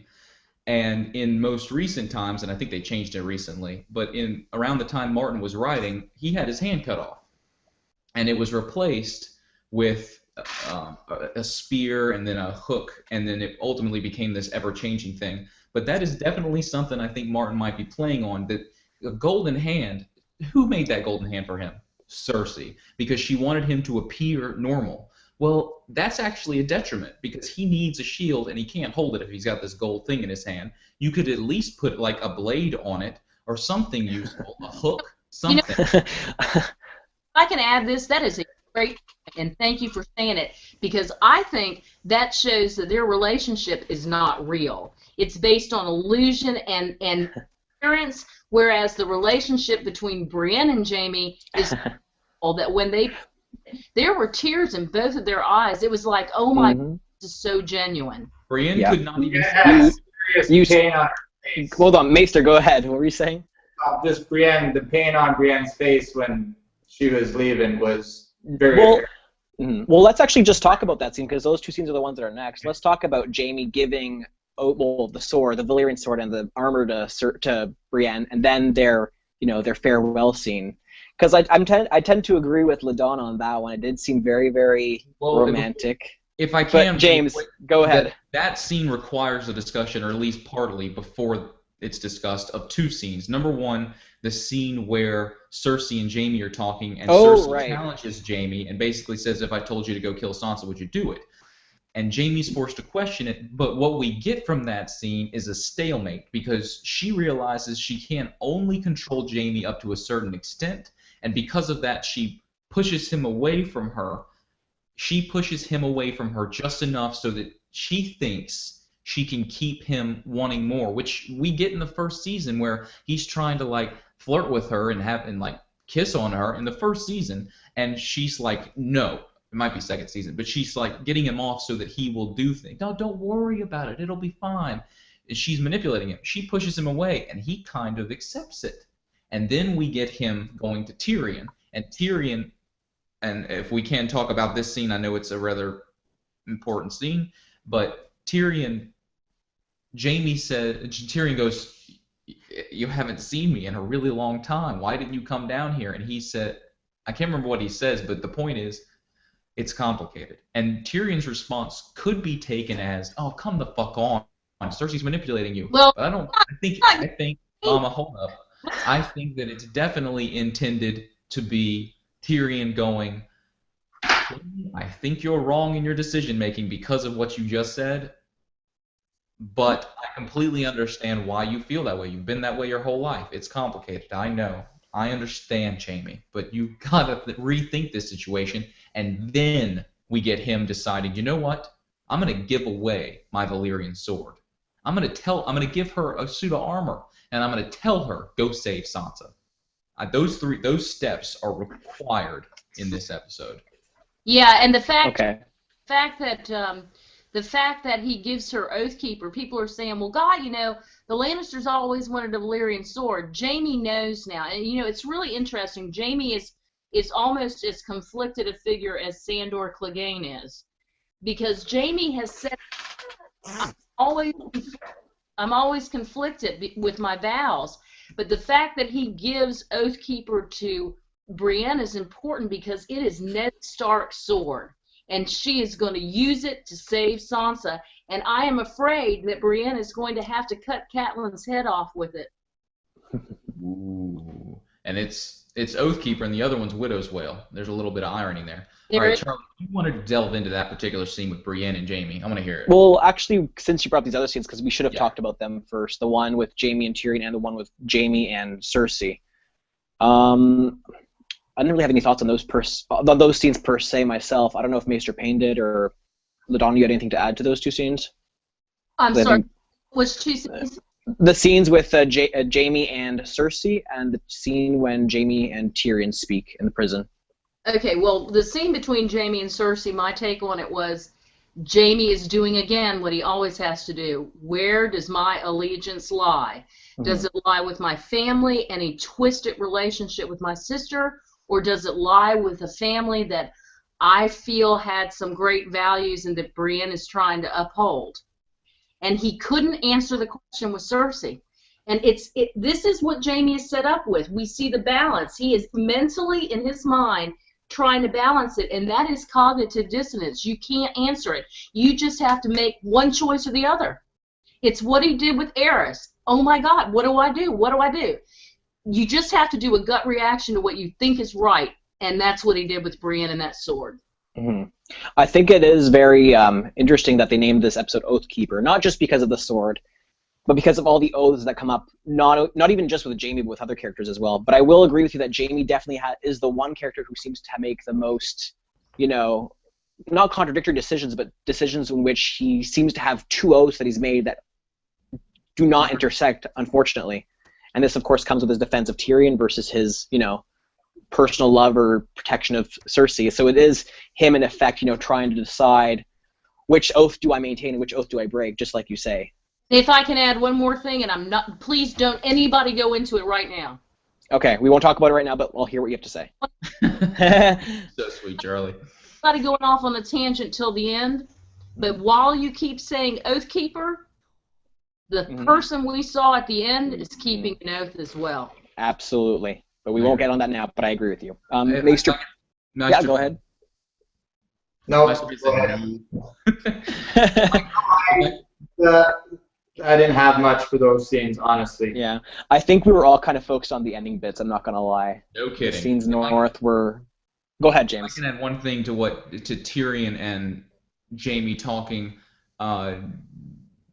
Tyrion says, "Can you get me out of here?" And Jaime's like, I can't do that. And I just thought that was a powerful situation. Like I said, the steps are necessary, but to me, that's a powerful thing because it's not because of Cersei that he can't let Tyrion out. It's because, in my mind, we're not told. Arguably, it's because of Cersei. Arguably, it's because it's his oath to the family. But I feel like he came back and he told his dad, "I am a Kingsguard. I made that oath, and that's the oath I'm keeping." And he watched his the person he was supposed to protect die, and then we saw him in the Sept swear to protect Tommen. To me, the reason he told Tyrion that he can't let him out is because if he lets him out, Jaime will not be able to spend the rest of his life trying to protect Tommen, and that could play up later if Tommen dies. Can I? Go ahead, LaDonna. Yeah. One thing to that thought. I think that this cognitive dissonance with Jaime really comes down to whatever decision he makes. If he steps outside his family, he's a dead man. And he has to embrace his death, and he can't do it. I think that is a central theme. I think Jaime makes it out of this epic alive. But when you make a choice like that, you have to accept that tomorrow you may die for having done that. I love that image, LaDonna. Beautiful, beautifully said. Well, let's close this off with anything anybody wants to say about the scene where Jaime gives Brienne. First of all, Pod. By the way, if y'all seen an interview with Pod, he's got to be almost 30. He's a confident, good-looking, like cool dude. But Pod is just like giddy as he could be. He's like, "Oh my God, I'm gonna get to go with," which I thought was a little odd because Tyrion's still in trapped in the dungeon. But Tyrion told Pod to leave, and this could not be a better situation for Pod. True. He gets a woman to go with, although he doesn't seem that sure at first, which is kind of funny. The ma'am, or whatever he said, my lady. Funny little line. And I loved Bronn coming in and smacking him in the chest with that axe, and it's like, man. And it kind of reaffirms your idea that Bronn is a good guy after all, LaDonna. Mom, you gotta sit down. And stop moving. Mom, you gotta sit down and stop moving around because when you move around, the iPad can't handle it, and even your voice messes up. Damn it, I'm gonna sit down. Okay. I had a quick thing I wanted to bring up with these two scenes, actually, and I touched on it a little bit when I brought them up before we went back into the Tyrion and Cersei scenes, but it touches on the idea of Brienne and her relationship with Jaime. We had a little debate in our last week's group review about whether or not this discussion between them had any romantic associations with it. I think I recall, and I still feel like this, that Brienne and Jaime did have a strong connection. And I think this scene or these two scenes really reinforce that almost romantic vibe we have to those two characters. I don't know if you, James, if you agree with that, because I remember last week you weren't so convinced. I want to hear what you have to say on that. I think I was strongly convinced, as we all were at least, that there is a strong connection between the two of them. I think my issue was whether it was romantic. And okay. I guess I tend to feel like it is at least on the verge of romantic. But okay. Never known what that is other than Cersei, and Brienne's never known what that is. So that connection to them is kind of, it's new love, despite him being 40 and her being, I don't know, 30, mid-30s. Maester Payne, did you want to say something? Yeah, just my notes on that scene of Brienne's face was, what is she thinking? Is it romantic, or is it what's going to become of him when I leave him here? Well, yeah. If I leave him in King's Landing, what's going to happen to all that I've instilled in him, sort of thing? Good point. Very good point. I had... Oh, go ahead, LaDonna. I have said this, and I will say it again. And James, if you say one word, I'm going to kill you. Let's hear it. I want to say this. I do think that there are two knights of a certain age, not Barristan. He's on the pinnacle. There are two knights, two true knights in this, and it's the Hound and Brienne. And I think that Brienne and Jaime clearly had an opportunity, if placed in the right place, to have a relationship once both of them got beyond certain issues, had her not feeling like she was attractive enough or fit in society. Compare and contrast that with the Hound. And Jaime feeling entitled and also having to get past his issues. And then we have the Hound and Sansa. I don't think Jaime makes it, and therefore that relationship will not be consummated into the future.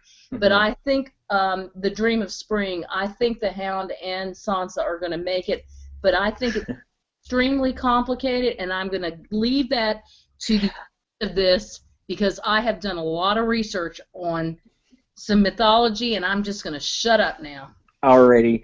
I had actually one thought on that scene, and it kind of touches on what you were saying, LaDonna, because I actually do agree with you that I don't think Jaime and Brienne will ever consummate the relationship. If I can get into, I guess, philosophy a little bit, and I'm not a philosopher by any means, I didn't really do that well in philosophy in undergrad. Oh, I guess, yeah. The way I kind of see the relationship with Jaime and Brienne and Jaime and Cersei, I remember, and this is what I remember from Ancient Philosophy 101 or whatever the course was. I remember we were talking about Plato, and there was this whole idea how with love there was what Plato described as a common Aphrodite versus a holy Aphrodite, i.e. a simple form of love versus a real form of love. And it kind of addresses the fact that, in a true form of love, it's quote-unquote platonic in nature, which kind of gives, meaning to that word, platonic love versus lustful or sinful love. And discussing last week that whole scene in the Sept with Jaime and Cersei, and their that scene we thought was rape, or that really, really completely unholy scene, kind of reminded me of this dichotomy. We have Jaime and Brienne's relationship, which is completely, I guess, quote unquote good in nature. It's completely innocent. There is everything good about it is in it, or at least as far as a dualistic vision of the world might be. Whereas with Cersei and Jaime, it's completely opposite. It's completely sinful, lustful, unholy, evil, so on and so forth. It's just sex. I don't know. I just kind of had that image in my head when I was thinking about these two figures and their relationship to Jaime. Charlie, allow me to do this. Yeah. A brilliant analysis of that, and the fact that they are twins even plays off of it more with what you said the dualistic nature of that is. I have never heard of that before, Charlie. I've got a Wikipedia synopsis right here that says the love associated with heavenly Aphrodite, which is the older goddess, is the intellectual, soulful kind of love that is often long-lasting and committed. The love associated with the common Aphrodite, which is the younger goddess, is more about sex and lust. Okay, so there you go. I've forgotten what those definitions were. I remember learning about them years ago, And 6 years ago. So Charlie. You can point that wrote out.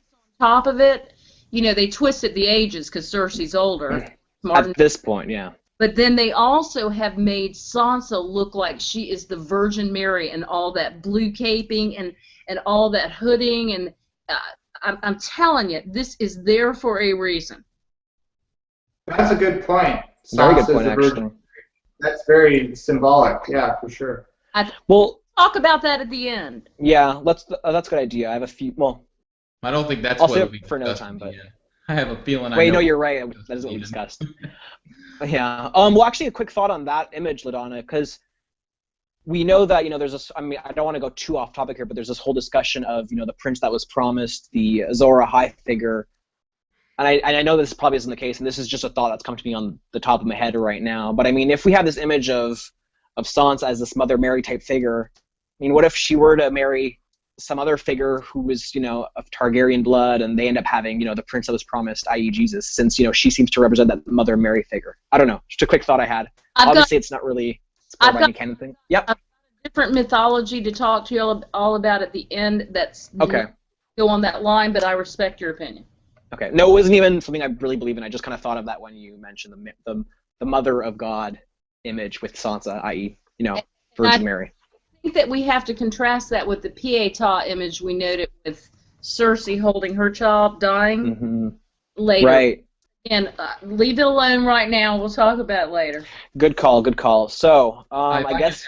I know we're trying to avoid the questions until the end, but I have a feeling we're going to get bogged down on the other topic we're going to discuss. So, since we're talking about Jaime and Cersei, or were, we got two questions from T-Baby. Do you think Jaime is capable of loving anyone else besides Cersei? And number two, did Jaime remember Brienne's measurements from when he saw her naked in the tub? Because he had that armor built for her. I thought the same. Love it. That's a good point, T-Baby. I didn't think about the bath, but I thought, how the hell does a man figure out her measurements? And she also asked if that was an intimate act, getting the clothing. Definitely an intimate act. Certainly an intimate gift, because that's what she holds dear. Not only that, James, but Sandor Clegane leaves his Kingsguard cloak. That sort of brings back a throwback to your guys' episode last week when LaDonna said she thought the Titan of Bravos was a woman. Is it possible that's Nymeria? Could it? Wow, it would be an interesting. Maester Payne. So I looked up, but there's not much on Nymeria, so I don't know her backstory. Well, it's an interesting. That's a great theory, and again, if we can wait till the end, I have some mythology to lay on you. I think might. All right. Okay, sounds good. Any other questions, James, that we should address before we move on to events in the north? I don't see any specifically about that. We can. I saw. Well, I assume everything from here on out is the north, right? Bran and the. Everything, yeah. Okay. In the show, Barristan tells Jorah that he wasn't on the small council. So is it possible that he didn't know, or at least wanted Jorah to think he didn't know that Jorah was a spy? I feel like he straight up told Jorah. Jorah tells Barristan, I'm not sure she should trust you because you left Aerys for Robert and then basically left Robert for the Lannisters. I even though he was not on the small council, James, he absolutely told him, I know who the hell you are. Right. Any other? And somebody said that they were disappointed in the skip on the betrayal discussion with Jorah and Barristan. In other words, getting it pretty early as far as discussion, but not actually brought up. But they're going to bring that up. It needed to be foreshadowed for the TV viewers in order to be brought up later. Well, if I can, the fact that Jorah Mormont was supposed to go and kill Daenerys in order to come back to Westeros for Robert Baratheon. Is that right? Yeah, and it was brought up because when Jorah and Barristan are having their conversation about, I fought that Dry Gulch and I killed these number of men, they have a conversation where Barristan says, I know that you were a slave trader. Well, that's the thing, right? That's also the reason why I brought up the whole. I know we're kind of going back in time to the very first of this episode, and I just want to quickly touch on it one more time. that's why I thought it was strange that we're having this conflict between Daenerys and Sir Barristan, because in the books, of course, we get more of the idea that she's conflicting with Jorah Mormont. And that made me, and because they're also not bringing up this whole idea that Jorah Mormont was supposed to assassinate Daenerys, he was a traitor, it kind of got me thinking what if they do change it to have Sir Barristan as an exile? Although I don't think they'll go that way, but I kind of made me wonder about that for a second. I don't know. Respect that, no way. Jorah's got to go off and have those flames because I think they're going to be important later. He's got them. Oh, I can't wait to see those flames. Well, should we move on to things a bit cooler now? All right. So, Bran first. You want to do Bran first? Well, what about... Quick second. Say that, Maester Payne. I'll be right back. Go ahead. Okay. Okay. It's more your baby than it is mine, so I'll be right back. No worries. Well, what about events in the north as far as they concern Castle Black? Should we touch on that first before we talk about Bran? Yeah. So if you want me to recap that scene quickly, we have Jon trying to train members of the Night's Watch because they want to go north to, find the mutineers and kill them off, and also be ready for the wildlings. We have Sir Alistair Thorne, who clearly does not like Jon at all and tells him to stop.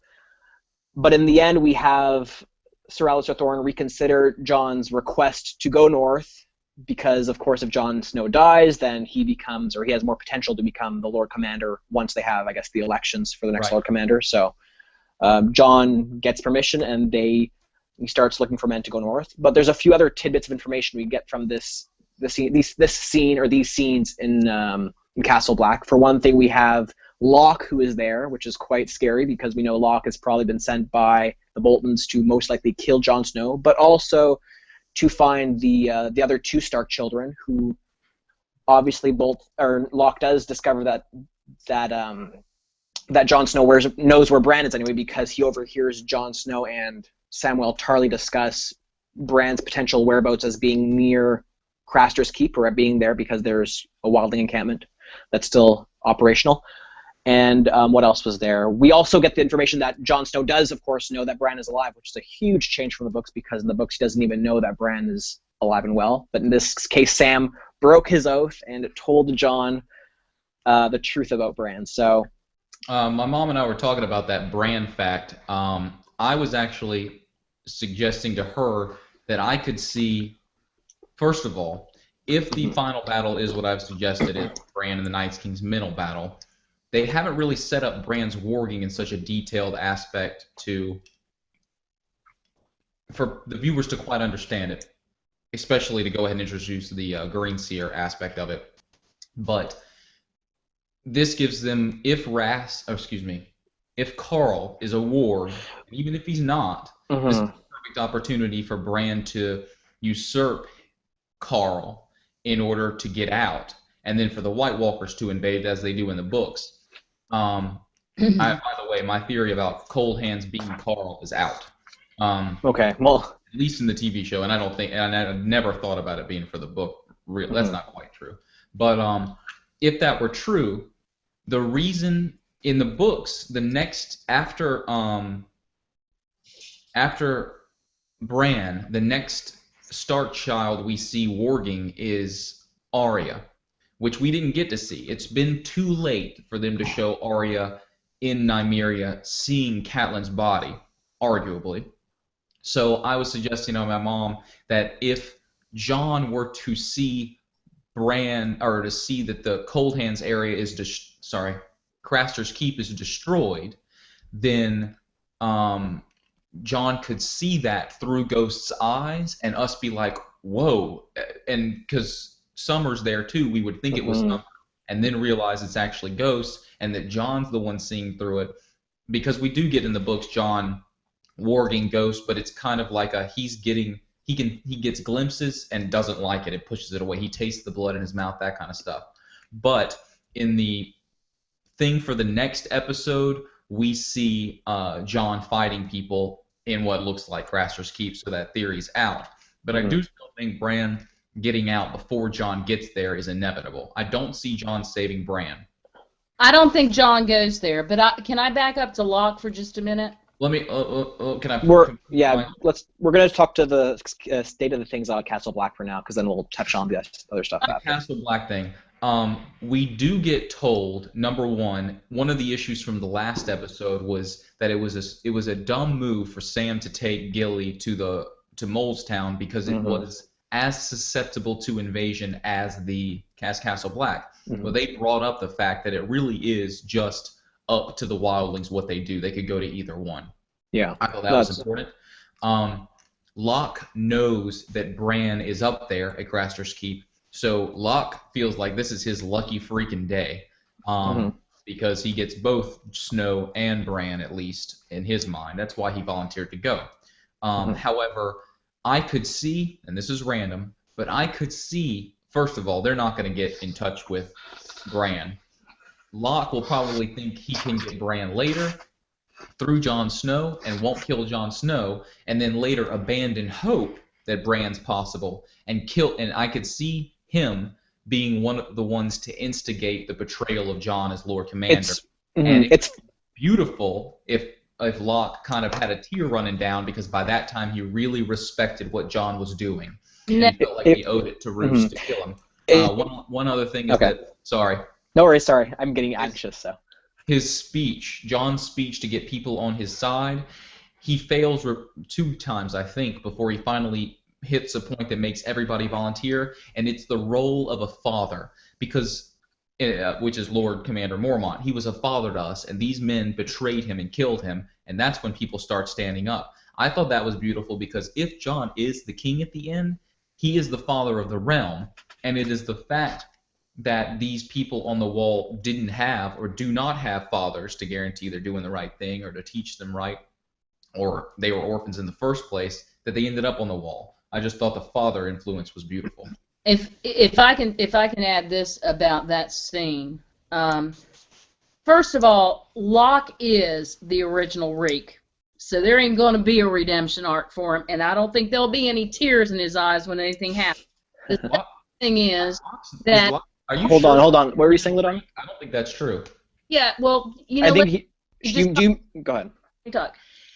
I think he is the original Reek. They set it up with him. I mean, we don't have an original link, but if there is one, he is the original Reek. I mean, he and Ramsay bonded last week. Hey, did you cut somebody's hand off? Good for you. I trained you well.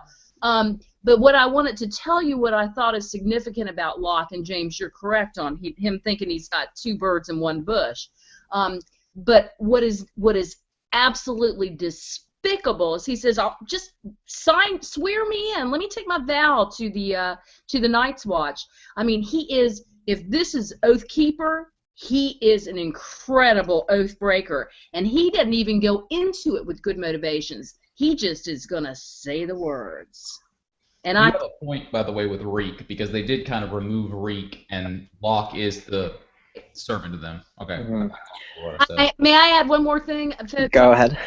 About this by omission, Pip did not stand up, so Pip is going to do something pivotal at the wall, and I'm wondering if he's not going to be a minion of Sam when Sam goes through the wall trying to get people united to make Jon Lord Commander. I disagree. Pip stood up. No, he did not. I watched it 3 times. I know he did not. I know he did not. Okay. If I can voice my own opinions on this scene. Gren a goddamn chance. It's okay. Do you want to finish, LaDonna? Gren and Diller said did. Okay. Well, I guess I will start talking about that. I don't recall Pip standing up either, to be honest, but I have to look that over again. The other thing is that you bring up the whole idea of Locke as the original Reek. I do agree with LaDonna insofar as he is the original close friend of Ramsay. I think, LaDonna, you're onto something. I also agree with you, LaDonna, that I don't think Locke will be the one to stab Jon in the back by the end of whichever season it is, when it comes to the point where he gets stabbed in the back by his brothers. To be honest, I think that Locke is, in a sense, the character, or the quote-unquote bad character for the season, to get killed off by the end, because we have to have some kind of, evil doer, evil character to take the fall at some point. I think he's kind of one of the he's a high enough henchman to the Boltons that he is somewhat significant, and I think it's going to be in a way a realization that the Boltons are after Jon Snow by the end of the season, it's going to kind of point Jon Snow in the direction of the Boltons and their ambitions in the North. And I think that's when we're going to start getting introduced to the idea that Jon Snow has to interfere with things going on there. That's all I want to say on that. If I could add another thing, and this is, I don't want to jump forward unless you want to, but the person who is at the Craster's Keep, the skull of Jorah Mormont, they changed his name. It's not Carl Clubfoot anymore. They named him Carl Tanner, which is interesting. Did you catch that last name? Because Bolton flay the skins of people. And hold on, let me finish, please. Okay. And when you flay skins off an animal, what do you do to make them wearable? You need a tanner. Because they're the ones that treat the skins to be able to use them. And I think they named him that for a reason. I believe, if I'm not mistaken, the use of the term clubfoot is Tanner is likely a from where he's from in King's Landing or wherever he's from. But the name Clubfoot is likely a result of his nickname being given to him on the Night's Watch. I don't have a problem with that, but the fact that they named him Tanner, I think has something to do with the skins of the Boltons. That's all I'm going to say. It's an interesting idea, though, LaDonna. Oh, sorry. Go ahead, Maester Payne. No, I was just saying that was a good idea. Mm-hmm.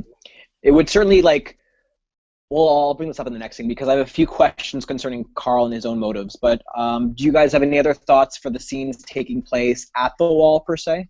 A couple of people have commented that Pip did not stand up. Thank you. Okay, so thanks, guys. I have a question. Do we assume that Jon Snow is working Ghost and knows that Ghost is captured? I don't know if you guys touched on that. Well, we're going to get that in a sec. We haven't quite reached events north of the Wall yet. I do want to say that in the previous episodes, when we get Ghost in the first episode of last season, when we get Ghost saving Sam, it cuts away from that scene to Jon, and I think there's an argument that you can tell that Jon is aware of what's going on elsewhere. Yeah. Okay, I'll check that out for sure. I'm going to be right back, folks. Keep talking.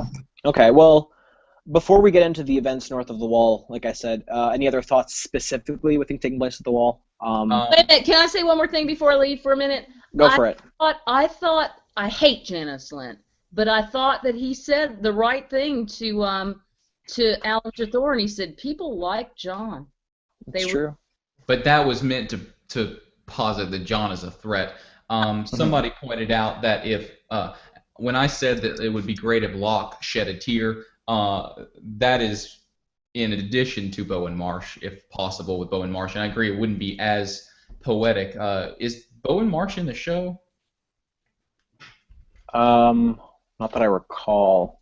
I don't think he is, but I might be wrong. Somebody correct me. Yes, he is in the show. There's a picture right here. I'll Google him right now. I got him. You got him? Screenshot, yeah. Thanks. Y'all see it? But, Okay. Okay. Was he one of the four, I guess, stewards or leaders in the scene where Jon Snow is on trial? Because there was four people. There was Maester Aemon. There was. No, he was Alistair. No, but he's an important character because that actor's going to come back. I mean, I've not that I've read anything recently, but he is coming back as Bowen Marsh. I hope so. Me too. Okay. So yeah, final thoughts for events on the Wall before we get into the real nitty-gritty parts of this episode. No?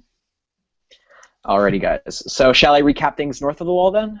Go for it. Everything but the final scene. No, absolutely. I'm just talking about the things going on at Craster's Keep, not that part. One more thing to add. I just saw this. Sorry, I'm interrupting you, Charlie. No worries.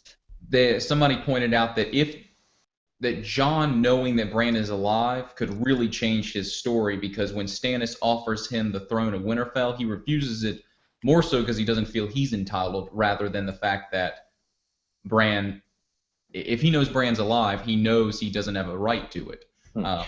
Fair enough. But it also depends on, of course, what happens between their potential interaction, assuming they do have an interaction, if they do at all. Because, I mean, they're gonna have to answer that in some way or other, unless Jon simply assumes that Bran ends up being killed off or is dead or something, which they could do.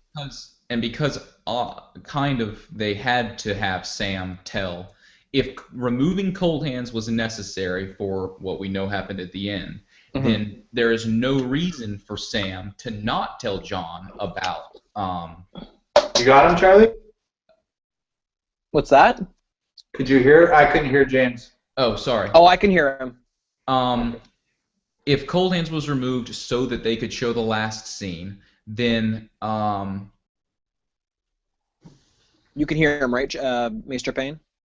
Okay, I'm confused over what I was about to say. Bran, Jon. Oh, Cold Hands removed means Sam never had to make the promise to Cold Hands to not tell anybody about Bran. So it made sense for them to have. It made sense for Sam to tell Jon. Why wouldn't he? But this next episode, or at least whenever there's resolution at Craster's Keep, is an opportunity to make Jon think Bran is dead. One way or another. Okay. I think we lost Charlie for a split second. All right, I'll call him back. His phone, he probably got a phone call.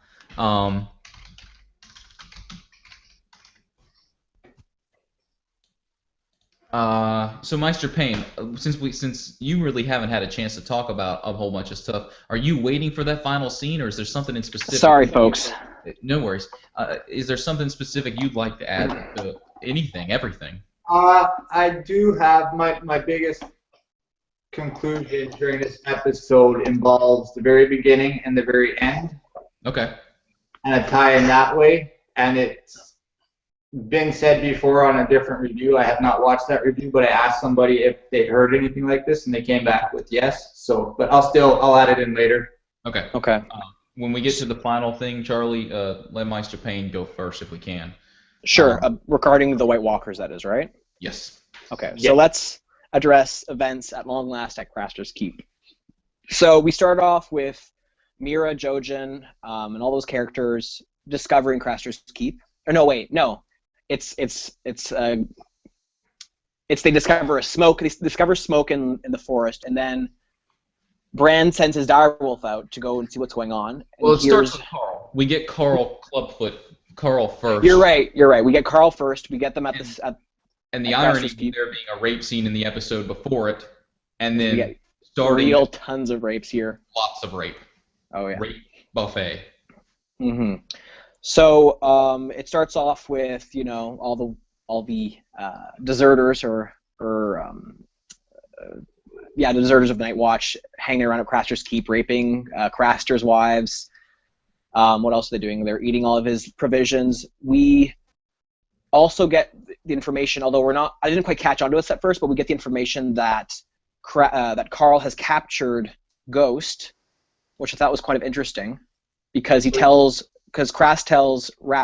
Carl tells Rast to go feed the beast. Yeah. And then starts go to Ghost there. Sorry, Charlie. Did you automatically assume Ghost? I didn't assume it was Ghost at first. I just kind of brushed it off and then caught onto it. You did catch on? Yeah. Okay. I assumed anyway. How did you assume? Because I got a little angry at that scene because I don't see any way to capture Ghost. That was one thing, yeah. What in your mind made you go, that's just my assumption was Ghost has not been gone and go feed the beast. I don't know, whatever reason. I was like, and it could be just because the scene wasn't making overly much sense to me to begin with. But yeah, I definitely had Ghost in my head. Can I tell you? Can I tell you why I think they threw that in? Go ahead. To remind us that the direwolves are not immortal. We already saw Lady get killed. We saw a Grey Wind get put in a cage and killed.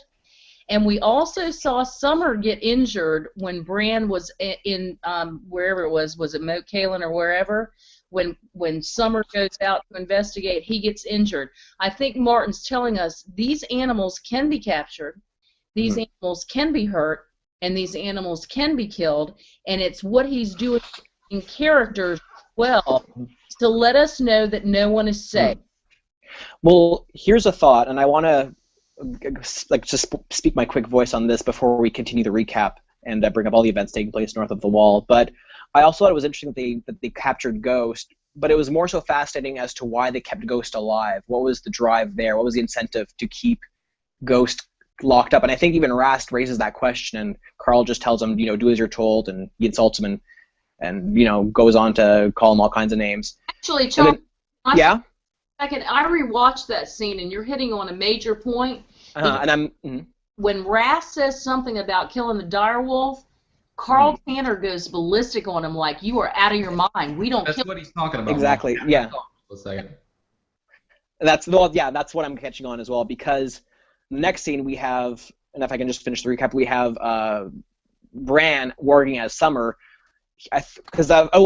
First we have Carl tell Rast to go and bring the baby out, which is supposed to be the last of Craster's kids, because one of the women just gave birth, and they all start, exclaiming in a chant,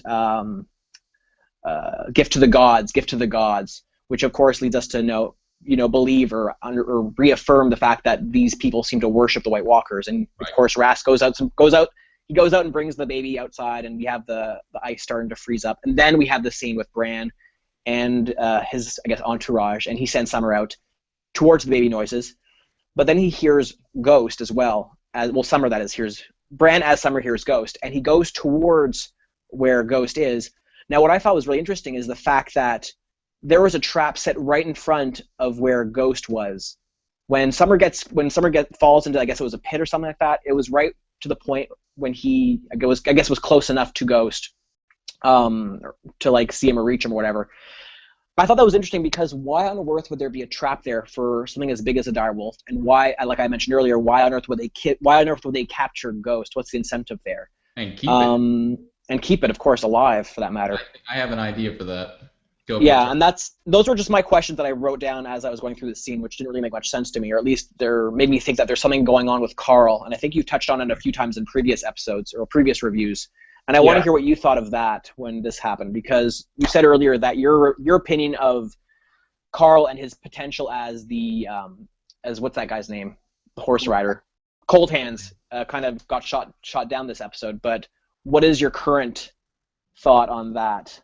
I agree about that in the TV show, certainly. I'm pretty sure they're not going to shoot Cold Hands, but it's possible in the book that, in my opinion, in the book, Cold Hands is the Night's King, or at least is a minion of the Night's King. And if it's a minion of the Night's King, it could be anybody from Craster's Keep, because the White Walkers swept through there, which could include Carl Clubfoot.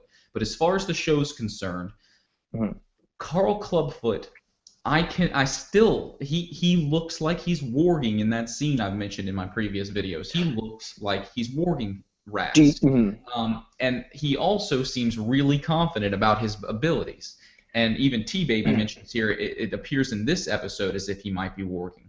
But the reason I mention that is it's possible that he has some connection, or at least is being warged or manipulated, or some kind of situation where he feels compelled to get these direwolves. And if you remember, we have not had Varamir introduced, correct? We have, right? And we need that, and I'll explain later when we get to the final scene with my theory. Can I just? But if he is a warg, if Carl is a warg, and Tanner, like Mom said, the influence of that name, then he would want those wolves for himself, if not for some other power he's doing for. But I don't think he's involved with the Night's King, at least in the TV show. He wants those direwolves the same reason Varamir wants them. Yeah. I hit on something, James. Can I talk for just a couple of minutes? Absolutely. Could I just voice one quick thought though? Quick thought. Do it, Charlie.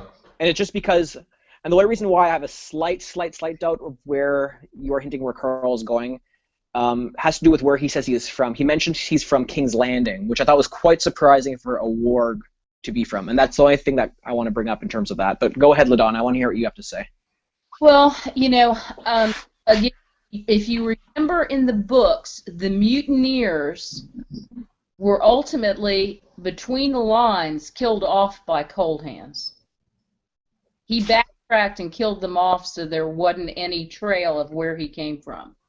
That's in the books. Are you sure it's cold hands and not just White Walkers in general? Pretty sure it was cold hands, but y'all just leave that alone. I want to talk about something that's more interesting, if I could. And it dawned on me today, and I really want you all to clear your minds. James, don't you start shaking your head at your mom. I tend to do that. I want to ask you something. Every time you have a baby, what are the percentages genetically that it could be a male or a female? 50-50, I'm assuming. Good guess. Okay. Now, don't interrupt me for just a minute. You know how Martin sometimes obfuscates things by omission and kind of read between the lines? 50-50. If Craster has had 100 boys, okay? And the 99th one was the one that was handed over by that woman quite willingly, right? Mm-hmm. You remember? I think I know where you're going with this. Go on. Hold on. Okay. And then Ironic. Gilly's not going to talk till I can talk.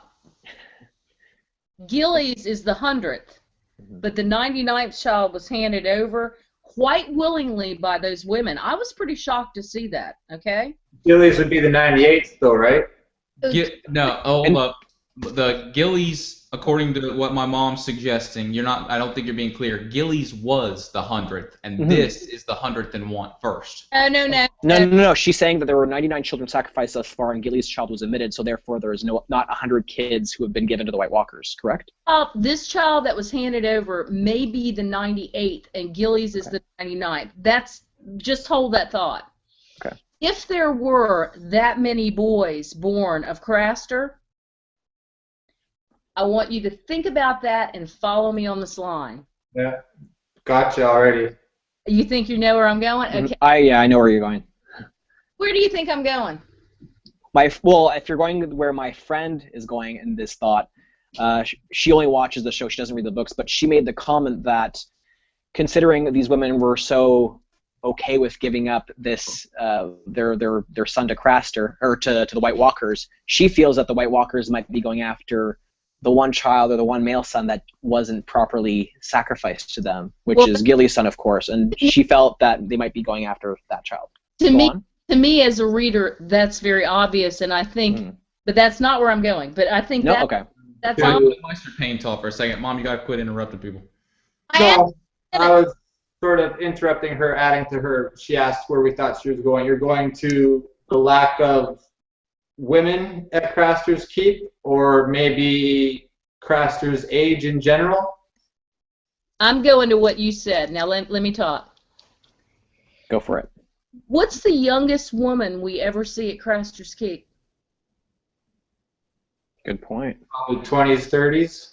No, I'd say Gilly's probably 15, 16, don't you think? Yeah, I'd say Gilly is probably the youngest one we've seen so far. Where are the female babies? So you got us there, LaDonna. James, do you have a rebuttal to what your mother's saying? To me, it's difficult in the first place to have a baby in a TV show. Those babies would have been up in the rafters with the other females, and Craster's not going to give up the females because Stop there. Hold up, Mom! Quit interrupting. That's the whole before we started. I thought when you and I were talking on the porch last night, Mama, that what you were actually suggesting, and we've suggested it before, is that there's something important about the 100th child, arguably now that we know the Night's King's real, to the Night's King. But if there's something important about the 100th child, we've heard Craster said, I just had my 99th. You ever heard of a man with 99 sons? But that's not Hold up. That's not Gilly's. That's not what I'm talking about. Hold up. I know that's not what you're saying. I'm suggesting an alternative.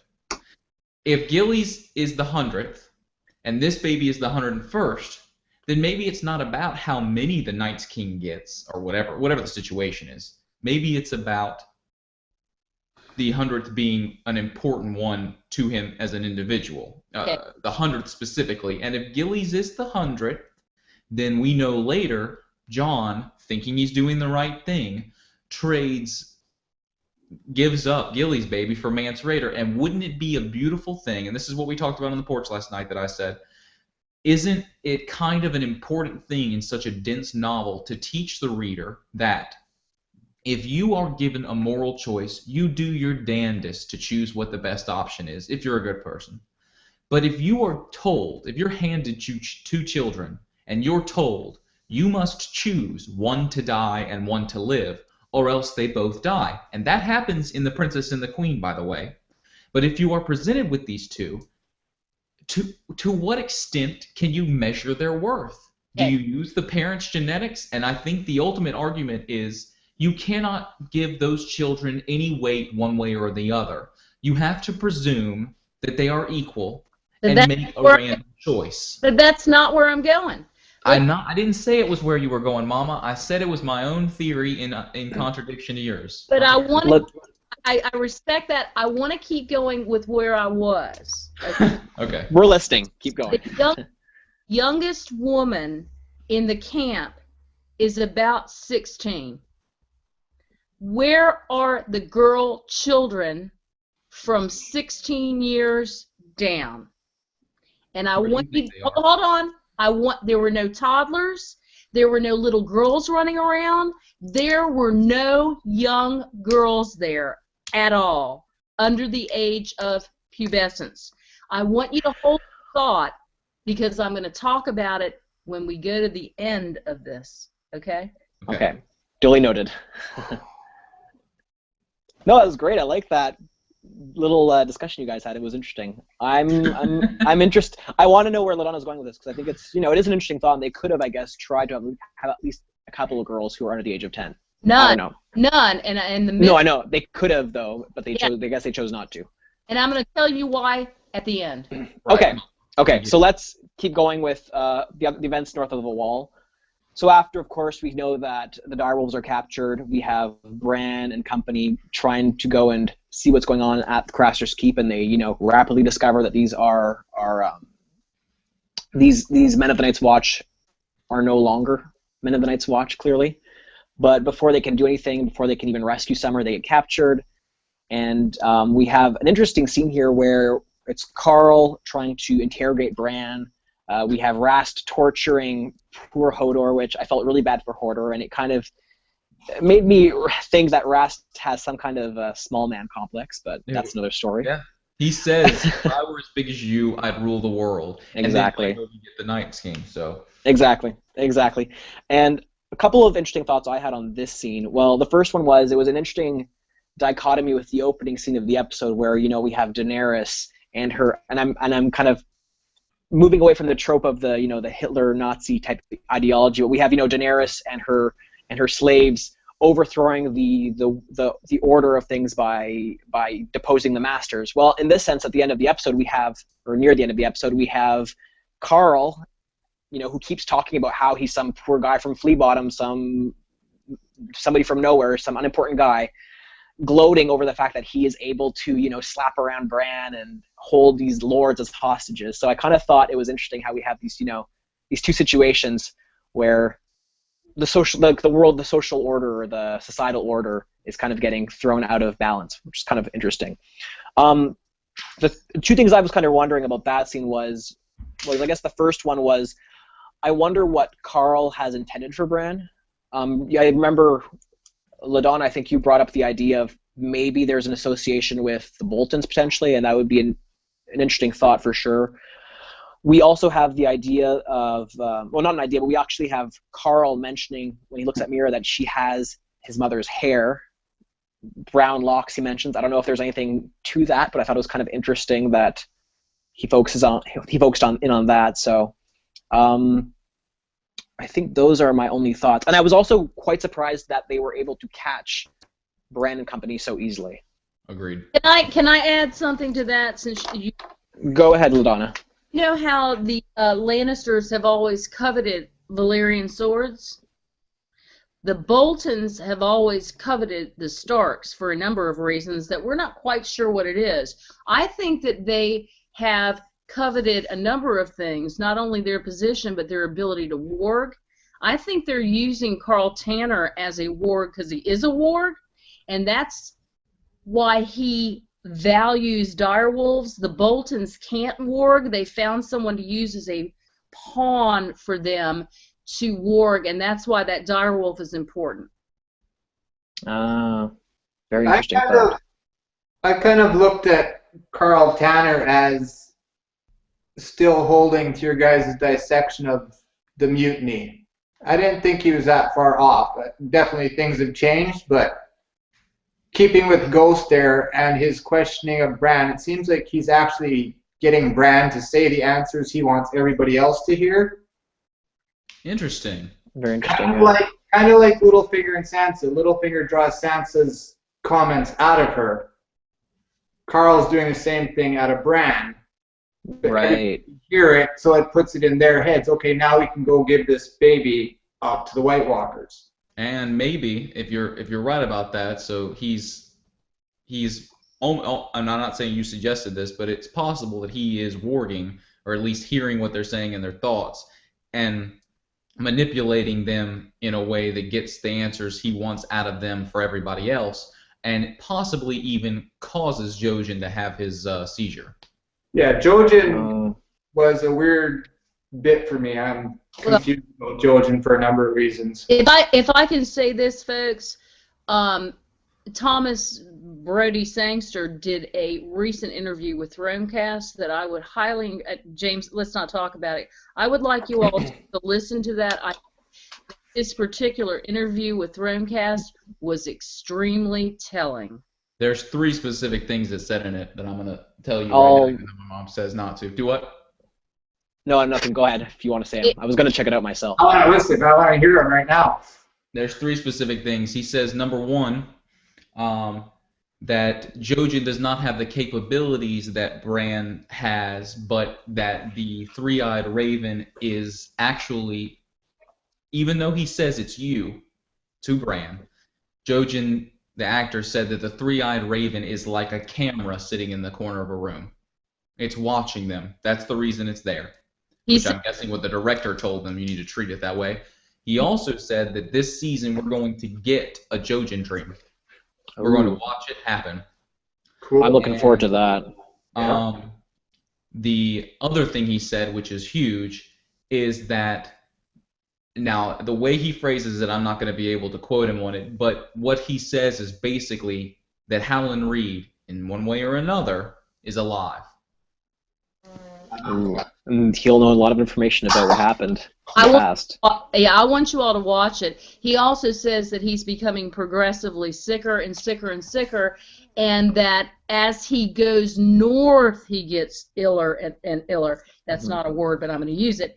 But he also is asked, do you think that Jojen is meant to be considered great?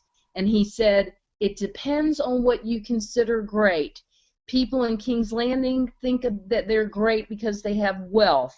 He said, but there is a thing that's better than that, and it is if you sacrifice yourself for another. And he also is asked, do you think you can, Jojen, defeat the White Walkers? And he says, I don't think Jojen thinks he can, but the question is, can Bran? Very interesting. You'll have to send me that interview. It's Thromecast. Thromecast? Okay, I'll take a look at it after. If I can say one more thing about Gilly, I find it very interesting in this scene, this one scene. I always felt that the women would have bucked the children being taken from them. The mothering instinct is incredibly strong. But they didn't. And not only did the women not buck it, but the elder woman, the one who looked like it was Craster's age, is the one that comes in saying, here's the baby. Whereas Gilly is in a tent outside or a wagon and begging Sam, please, God, take me out of here. I am not in this cult. Get me the hell out and let me save my child. Very interesting thought, LaDonna. I had a couple of thoughts, one relating to that, one a little bit of a wink to the audience, I felt, or at least to the book readers in this scene. My first thought in terms of what you're saying is, it did kind of get me wondering, because we have this scene with Craster and, well, with Craster's wives basically worshiping the White Walkers, even in the midst of them getting raped. and it kind of made me think. I wonder if during the long night, or during the long winter, or whatever, it was long night, right? Long night, yeah. Or even before then, I wonder if there were instances or even mass occasions where humans actually did worship the White Walkers, just as Craster's wives are doing right now. It would be an interesting dynamic, especially if, you know, they didn't want to, if they wanted to avoid death at that time, because clearly they didn't bother with them, Craster's wives in this situation. Sorry? I also want to say the question then becomes, when Rast leaves that child out and the White Walker gets it, are they protecting those children? That's what I'll speak on later on. Okay. Last thought on this scene. It was something that Carl said at the very end, and it was, quote, he says, "And I thought this was going to be another boring day." Now, I thought that was totaling to us, the book readers, because we are used to watching these episodes, knowing what's going to happen. What's that? You agree with me, Maester Payne? Yeah, we watch these episodes, we know what's going to happen. But for once, something totally different happens, and we get that in the next scene. Yeah. Now, I don't know. Nailed it. Thanks. I don't know if you guys want me to recap the last scene, or if you just want to have Maester Payne discuss his theory right away. I'll recap it, Charlie. Okay, it's a very short scene. I'll just recap it, and then I want to hear what you have to say, Maester. So the very last scene, of course, is a White Walker. He's wearing what looks to be an armor, which, as far as I'm aware, it's the first time I've seen that, but regardless, he's seen riding a dead horse, and he's carrying the most recent of Craster's sons in his arms. The baby doesn't seem to be all that distraught considering how cold it is, but anyway. The White Walker then goes and places the baby on an altar of ice. After a brief moment, we then have what looks to be another White Walker with horns on his head. He looks a little different from the others. Pick up the child. The baby is still pretty calm, and then he goes and touches his face with what looks like a nail or his finger or something, and this basically causes the child's eyes to turn bright blue, and the episode ends there. So very short scene, but very, very, very interesting, especially for us book readers, because we've never seen this before. So, Maester Payne, without further ado, I want to hear what you have to say on that. Okay, well, so this is going to tie back to the beginning of the episode. It is an original. There's another podcast that has mentioned this. I have not watched it, but I questioned somebody and know that it was, so I don't know to what extent they get into this.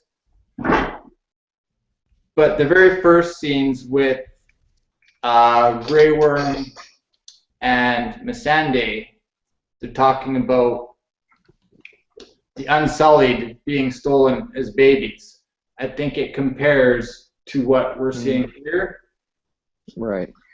And once unsullied, always unsullied. Yeah. Very true. And then in his next scene, goes into telling the slaves, and you were born unsullied and raised unsullied.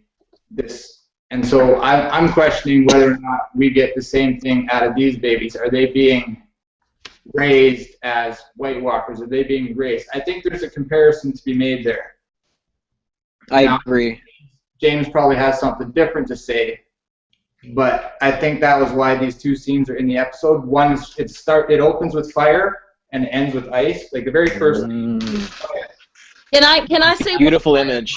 Hold on, James. Hold on. What? Wait a minute, James. I know you're going to go off, and that's fine. I'm going to wait till y'all are done to go off, but I agree with you, Maester Payne. If I can say something to Maester Payne about that, and I think that was a good point. Are these children we're seeing touched in the north sullied or unsullied? Well, that's interesting. See, I didn't. Nice use of words there. That I was just sort of the stealing of babies, right? The stealing of babies, raising them as one army, and theoretically maybe doing the same. Yeah. Another army. Mr. Payne, they didn't steal those babies. They were left out there. They were offered. Absolutely. They're offered. I do realize that. Yes. That was my big comparison that I was very happy to have figured out, and then realized that it's not original. No, I like that though. It's true. We start with an image of fire with Daenerys and her entourage, the Unsullied, and then we end with ice in the north with these White Walkers and what looks to be that weird White Walker with the crown.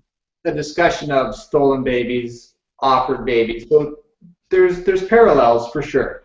And then you've got the bastard babies being killed rather than turned into something else. Is it a benefit? Is it a detriment? We control. Every single one of us who has kids controls their life for at least the first 15, and that's. I mean, you're an adult. You get to tell the kid what to do and what not to do. You punish them and that kind of stuff. We get that in our hands to do. And it's a question. It's the whole spectrum. You improve them, you destroy them, you kill them. But James, if I can say one thing, I'm going to duck back out. I would like you to think about this in terms of cultural assimilation of children into a different environment. See, that's a very good thought, LaDonna, but my thought goes back to what James was saying on the White Walkers, about them, once you grow up, you get to choose what you want to do. Are the White Walkers, are they truly alive, though? Whenever they're, quote-unquote, killed off, they disintegrate into ice. Are they legitimate living beings, or are they being controlled from some kind of pole, maybe by this Night King, well, maybe not the Night King, but this creature with the horns? I don't want to call it the Night King, but maybe it is, I don't know. It's a very good question. So, one other thing I will add that I forgot to, sorry, I know we've sort of passed it, was no, go for it. Grey Worm's conversation with the slaves when he says, "And now I fight for Daenerys." What happens if there's a time when the White Walkers say that about somebody else? What if they're enslaved and somebody frees them and they say, "And now we fight for so-and-so"? I see James giving me a thumbs up. I like that. LaDonna's doing something. Well, James and I have talked about the Wicked Witch of the West. Dorothy essentially eviscerates the Wicked Witch by throwing water on her, and as soon as it happens, her minions all of a sudden are awakened. Like the United States who work for somebody, we're all slaves, right? Absolutely. They're no longer in the United States, Mama. Well, I mean, works the same way up here in the north. This is the thing. We're all working underneath this giant thing that tells us we've got to do what we got to do. We're all bees, right? And remember that scene of Dany when she is in the desert and she is overtaken by ants? And I turned to James when I read that and I said, that means something. It's like a drone mentality. I said it's like locusts, but that's not all it is. So I'm going to back out again. Discuss. Okay, well, could we discuss something that's been going on online with respect to this last scene? I think you guys know what I'm talking about. All right. There was, and I think, James, you can bring this up in a sec, there was, I guess, as part of the HBO Game of Thrones, I don't know if it's the information page for the series or whatnot, but for a very brief moment, they released, I guess, information about the episode stating, as you can see in front of you, that this White Walker touching the baby's forehead or the baby's head was the Night's King. Shortly thereafter, it seems like that statement was removed, and now they seem to be saying that this isn't necessarily the case, that this might not be the Night's King. So, well, let me just throw. Let me throw. That was quick. Loudest one in the room. Wow. Hold up, Mama. It originally said Night's King. It's a synopsis for the TV show that's on HBO's website. Right. Game of Thrones HBO website, and it says what y'all can see it up on the screen, right? Yeah, I can see it. We can see it. It says we the can't Night's talk King. while you're talking. Do what? We can't talk while you're showing it. If we talk it, well, it used to switch. Oh, I've got it locked. But it said Night's King, and then immediately some people took screenshots, and then immediately it was changed to a Walker, where a Walker greets the infant, and then it was changed to where an other greets the infant. So they're using the term other for it right now. So it's undoubtedly some combination thereof. Okay. So if I understand correctly, you're not convinced that this might be the Night's King then, It right? is the Night's King, without It a is doubt. the Night's King? Okay. Okay, sorry. I wasn't totally listening that entire time. In my opinion, there's an argument that David Benioff and D.B. Wise did that on purpose, and then took it down on purpose, because they are David Benioff and D.B. Wise and George R. R. Martin are the only three who really know how this is going to end. Right. And there's no way they told some random guy who wrote that summary to put Night's King in there. They Agreed. put Night's King in there and then changed it. Now, whether it was somebody like Martin calling them and going, "What the fuck, dude? That's not even in the books yet." Yeah. But in my opinion, it is the Night's King. It's the Night's King. Ain't no question. How about you, Mr. Payne? Do you agree with that? I have no comment. I don't want to. I don't want to agree. I want to disagree. I don't know. I hear you. Cogitate. I am inclined to believe what James is saying. I think he's probably right about that. There is no way they would accidentally put down something that big on the HBO website and then just remove it after 5 minutes. What's that? I don't think it was an accident. It's such a well-oiled machine that seems very suspect. But unless they're intentionally trying to mislead us, mm-hmm. I am convinced that this is the Night's King as well. I have two more questions that I want to ask. One to, well, actually both of them to James in a sense. The first one is we were talking in our own private email, I guess. We're bouncing back the ideas as to whether or not this Night's King, this central White Walker, is in fact making other White Walkers, or if it's just what are they called? The zombies, the Whites. Yeah, I believe that they are making more White Walkers because the Whites are clearly just reanimated corpses, whereas this seems a little bit more ritualistic. I want to know what you think on that. I've got a whole thing. I'm gonna do a spiel if y'all don't mind. Okay. And Okay. include that. I agree Okay. with Charlie, obviously, with what I just said before. I think they correlate. There's two different armies being built, the fire Right. sort of thing. So I think those children are being raised. Although one has to think this baby at this point right now, it's never gonna fight in a war. They're not gonna use it as a soldier. So where do we go there? Yeah. Fair enough. James, I know you're probably going to address this in your big spiel, but I'll ask it anyway because you discussed the idea of, in one of your theory videos about the, if I recall correctly, it was the idea that there was a mother of White Walkers who was producing them all. The idea that we only ever see male White Walkers, whereas this one time we except for, sorry, you said that we always only ever see male White Walkers, so that there must be a single female White Walker producing them. Do you think that kind of corroborates your theory, since that this White Walker doesn't really look like a female? I don't know what you thought on that. If that made any sense. There's a possibility that there's a female we haven't seen yet that is telling the Night's King what to do. But in my opinion, the Night's King is the end-all, be-all, the ultimate evil in this entire thing, even though at the end we'll see him as empathetic because we'll know why he's doing what he's doing, but what he's seeking is the destruction of all mankind. But I've got a theory that I see that, yeah. So do Maester Payne, LaDonna, do you guys want to say anything before we hear James out? I've heard it a million times, so I'm let him say it, and then I'm going to come in with some overlying myth that's going to take his theory and mine to, I think, higher level, and I think I'm going to blow you away, so I'm going to shut up. Alrighty, so James, it's all yours. All right, I'm sorry for doing this during the video, so just bear with me, okay? There are three things in general I want y'all. Here's the initial question I have. If there is a difference between the Whites and the White Walkers, which there must be, it's why we get the names different. I mean, in the books, the White Walkers are others.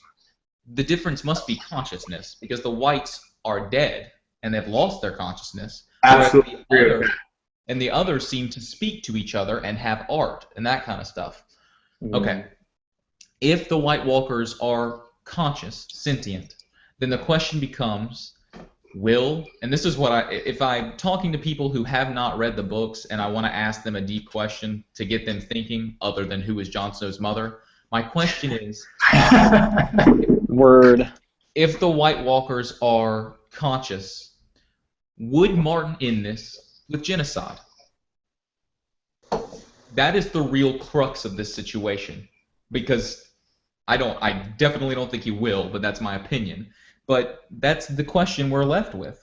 Do you end it with genocide? Okay. So wipe out the whole race. Yeah. Right.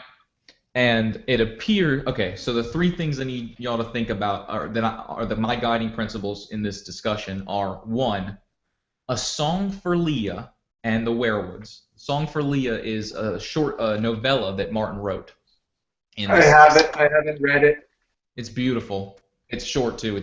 It's beautiful. It's one of the most beautiful things I've ever read, truly. And that was written in the early 70s. Okay, 76 maybe. The second thing is the Borg, B-O-R-G. Martin wrote for Star Trek for a little while. During Star Trek Next Generation, when the Borg became a thing. And the third thing is disease. Okay? All right. One of the questions that follows up from the fact that the Whites and the White Walkers are different is, well, if you change a baby, human baby, into a White Walker, would that be different from a White Walker male and female having a baby? Here's my proposal. If you go watch our video on disease, I think there's no doubt that Martin is going to have a progressive thing about disease playing a role in here. We got grayscale, pale mare. To me, what we actually saw was an infection. It was almost like a hypodermic needle with his finger poking. He infected that baby. Okay? Interesting. I'm spoiling something for everybody out there who has not read Song for Leah. But in Song for Leah, you are faced ultimately with an atheistic perspective of the world. But you find a creature that you can bond with and feel an absolute, complete connection to every person that has ever bonded to that creature and to the universe and the world. It's what Zen, reaching Zen through meditation is, but you have a connection to all of the emotions, thoughts, memories of every person who's ever connected with it. And the question is, are you better off choosing that and just wasting away as this big, humongous blob, or living in life? Okay? The Werewoods are a connection. It's like a whole bunch of computers connected to each other. One werewood tree connected through the roots to another werewood tree, and you have a CPU, which is the Green Seer, sitting on the throne being able to access all this information. Imagine that every werewood tree, this isn't true, I'm just saying imagine a different world, where you have the same setup. The werewood trees are computers connected to each other basically, it's like the internet. But each computer, each werewood, is actually sentient, conscious.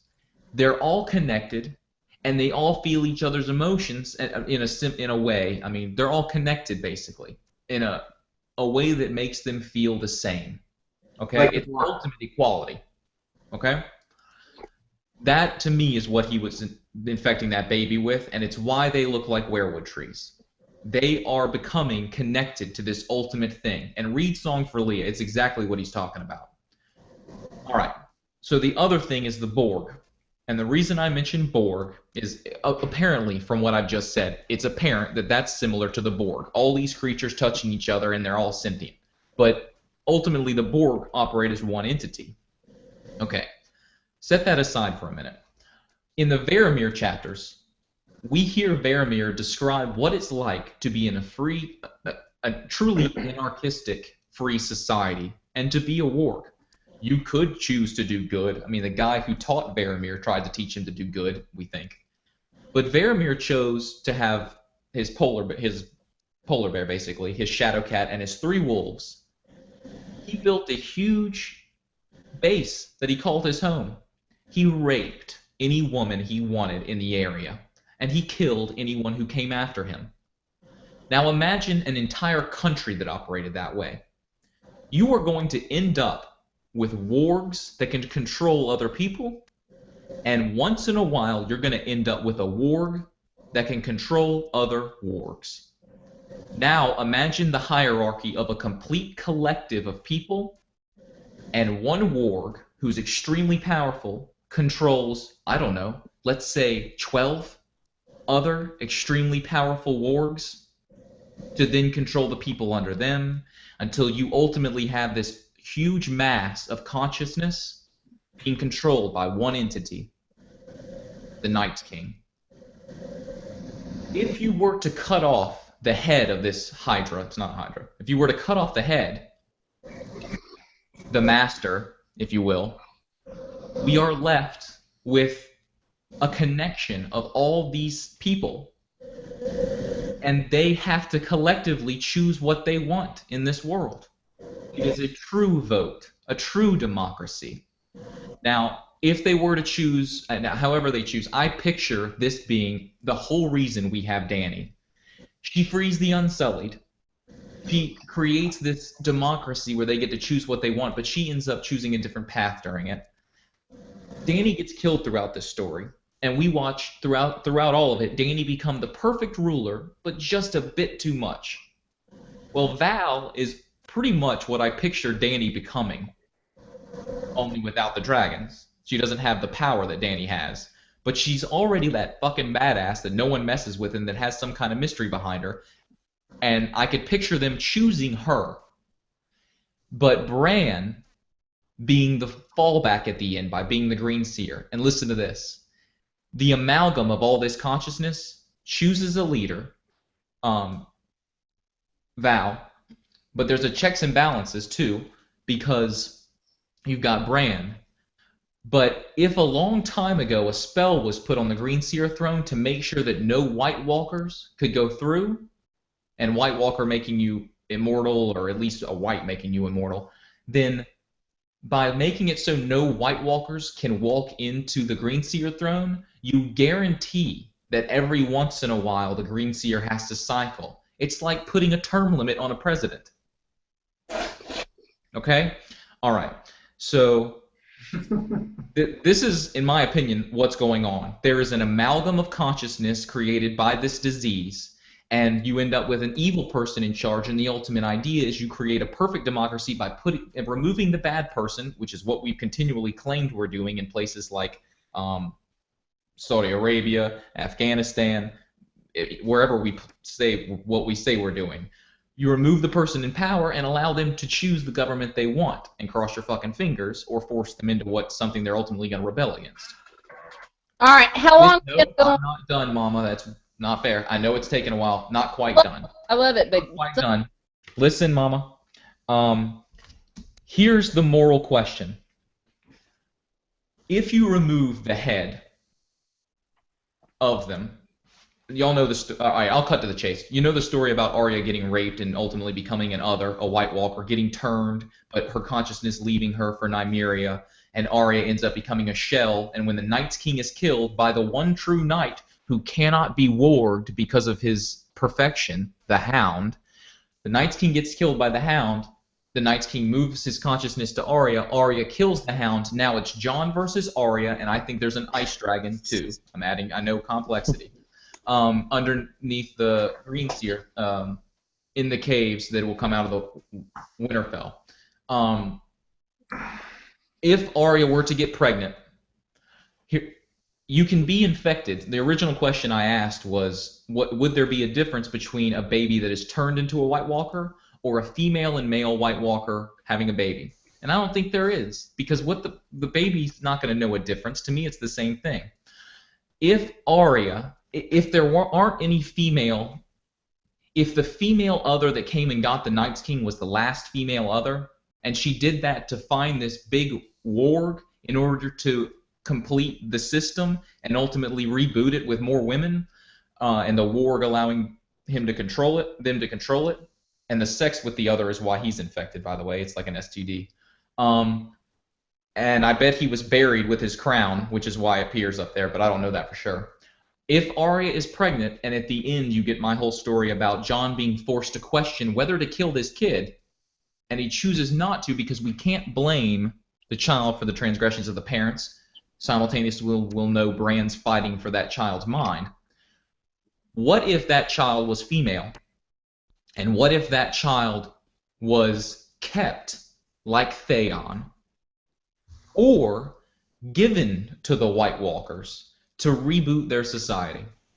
Okay, well, are we going to go They survive. with the final battle, or is it a discourse? Do what? I think this is not to insult you, darling. This is a discourse, so we need to talk. Agreed. Okay. I want to read. Yeah, I would Thank like. y'all for letting me do that. It was definitely interesting, and I'll let LaDonna speak now. I would like to talk to you. First of all, I'm not going to take it over. Do you all have any thoughts to say right now? James presented us with a lot of information right now. There's a lot for me to go back and rewatch on this video, Well, especially in terms of this. So let me think on that. Go back and rewatch that. yeah. Okay. Well, again, James, I love you, darling, and I know that theory, and I don't think you're wrong because God bless you. You were certainly right about the Night's King not being a myth. But I would like to synopsize a couple of things really, really quickly. Before a new thing is proposed, I'd like to see How long? if there's any response to it. I just asked that question. Oh, I missed it. Sorry. Yeah, and that's why I said I really have to think on this because you did present a lot of information there. If I can just like briefly speak on my own personal thoughts, my own immediate reactions to your theory. You presented this idea that if the White Walkers lose that central mainframe, if you want to use the computer analogy, they become sentient or they become independent again. I guess I don't know. My personal opinion right now is still leaning towards the fact that once that central computer, whatever's controlling them, turns off or switches off, my hunch is that they also switch off or don't even function. And I think that because of the werewoods primarily, and because of the Green Seer as the one who really is the one to utilize these werewood trees in this context. So that's the main reason why I would think that. And it's also, like you pointed out, seems to be a strong connection between the werewood trees and the White Walkers. I think you actually you mentioned like not long ago that the faces on the faces on the werewood trees and the faces on the White Walkers are very, very similar, and I would tend to agree with you on that one. I just going to say something. Are we under the assumption that the altar was a werewood tree? Say it again. Under the assumption the altar was a werewood tree? That the wall was a werewood tree? Yeah, I am. Yeah, I'm still. Yeah, I agree with James and LaDonna's theory on that as well. I rewatched that bit of the video earlier today, so. Sorry, definitely. I meant the altar where the baby was placed. Can I talk for a few minutes? Oh, that's an interesting question, Maester Payne. It was not werewood. It was like ice. It was just straight up fucking ice. Which, by the way, they apparently bring with them because when, for some reason, when Rast pees, it freezes. Yeah. Empties water. Yeah. Cold hands can't get beyond the werewood tree. The wall. So my feeling is it's werewood. Can I talk for a few minutes? Yes, LaDonna. Let's hear from you. But James, I respect you. I love you. My God, have we not had intellectual conversations about this? And we have. Let me just say, Maester Payne and Charlie, if you think we're fighting now, you have no idea. No idea. Been on my back deck for years. Okay. But if I can talk about a few things. Number one, I have a feeling, and I don't want you to get too touchy-feely about this, because I don't think it's this simple. I think that the White Walkers are picking up those children and protecting them as opposed to leaving them out in the open, because the human beings are idiots to buy into some fanatical cult that thinks that they can leave their babies out there just to sacrifice them. But that's the same thing as basically a God that says you must believe in me or believe in me so that you can have eternal peace. Why would I not have eternal peace if I don't believe in you? Because I kill you if you don't believe in me. I hear what you're saying, James. Maybe LaDonna just finish your thought and then we can enter a full discussion. Thank you. Yeah. Let's keep the peace for now. Charlie's moderator. Good job, Charlie. That's why James. I'm finally trying. That's why James made you the moderator, Charlie. So get. All right. Now I think I'm finally understanding why. Yes. All right. Go ahead. I want to talk to you. I do think that there is. I'm going to go from the baseline up. The whites are dead. They're reanimated. That's all they are. They don't even think. Okay? Mm-hmm. They're just dead. We've got the White Walkers, which obviously are the male children who are either protected and or turned into soldiers. Okay, leave it at that. You can agree or not. Just leave it there. Then we have something above that, in my opinion, which is the Night's King. Now, I'm going to tell you my brief theory. The Night's King by mythology, and now we know it's real, whether the mythology is right. The Night's King, in my opinion, is a Stark that was too strong a warg, that was banished to the Night's Wall, who ended up screwing around with this woman from a different species that changed him in some way. He was banished and or his head was cut off. I don't think that's true. But he was banished, and I think that somehow between his interrelations and being put into an environment changed somehow. Just hold that thought. I do think that we have to go back to the scene between Tyrion and Cersei where she says, how do we stop our enemies? You know, we cut one head off and 3 sprout. I think that's important because we're seeing that. We have the beheadings. We have Thoros of Myr saying to Arya, if you cut the head off, you can't be resurrected. Now, I'm going to now leave you with my overarching theme, where are the female children that have disappeared from Craster's Keep for 16 or 17 years? Hold that thought. Hold that thought. I'm gonna tell you something about the mythology of Bran in Irish, Druidic, Celtic mythology. There is something called a mythological person called Bran the Blessed. He is the cult of the head, and the head was considered the seat.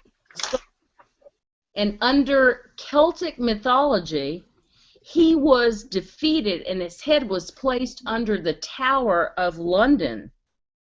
And people actually still worshipped him. And you know what his alternative name was? The Crow. Hold that thought.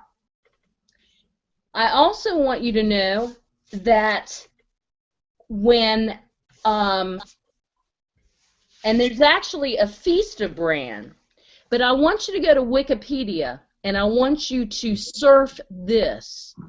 Hold on 1 second. I'm on it right now. I just looked up Bran the Blessed. All right, go ahead. You guys are going to surf this all night because it's so unbelievable. Once you get there, now type in at the top, The Voyage of Bran. And when you do, and I've got it up too, when you do this, you are going to find that the voyage of Bran means, quote, an adventure. Mm-hmm. And it says that he ends up going to the other world. The other world, where he sees a silver branch that will take him somewhere that will have no despair, no sickness, and an older woman sings to him of the other world, and he takes a voyage to the land of women. That's a good way to go. All right. Well, no, but he goes to the voyage of the land of women where there is no despair, no sickness. This ties into the dehumanization and degradation of women in this show. And we have the Wheel of Time coming. You know, Martin respects Jordan's Wheel of Time, where sometimes the world gets so twisted that you have to come back. You have to come back to a median. And I think that because the degradation of women, and that is why the rape scenes have continually gotten worse and worse, because there is I'm not saying it from a feminist viewpoint, although I am one. I'm telling you from a narrative viewpoint. There is a place where women are absolutely revered. And I think... The kitchen. Hold on. Huh? Oh, come on, Lord. Listen. Go on, LaDonna. Someone's getting banned from their mother's place soon. Now, it was a joke. I'm going to get some hate for that, but it was a joke. I am so a feminist. She's right. Lesbos, we got the Isle of Lesbos. I'm not talking about that. I know. I'm just agreeing with you. Go ahead. You're not agreeing with me. You're fighting me. But anyway, hear me out. Hear me out. He goes to the land of women, and I have made this thing about the Titan of Bravos. I think it looks like a woman. But the other world has a land of women. I've already talked to you about the fact that there are no women children at Craster's Keep. My opinion is that those women are missing in this narrative for a damn reason. Now, if I have to take my speculation, I would say that the White Walkers have those children as well. I don't think they're changed into the White Walkers we think of as warriors, because they're all male. But somebody is nurturing those children. I mean, you don't take a baby and grow them up immediately. Somebody is there, and somebody is taking care of those children. And I also would add this, folks. There is a mythology that all of you all are familiar with, which, James, don't shake your head or I'll kill you. There is a mythology of Persephone where she is taken into Hades, and it actually is a love thing, where she is taken down, and her mother is very upset because she is, but she's seduced by sex and lust like all of us are, and she ends up being with the king under the ground. And I think that's where they put the Night's King when they banished him. And somehow he has come back into power. But my point is that particular mythology had to do with climate control, because when she's down below, it's winter, and when she's up above and reunited with her family, that is mother, that it becomes spring again. So I also would like to say that there is a pomegranate analogy in that, and Sansa is the one who is presented with Lady Olenna saying, "You blush, you look like a pomegranate."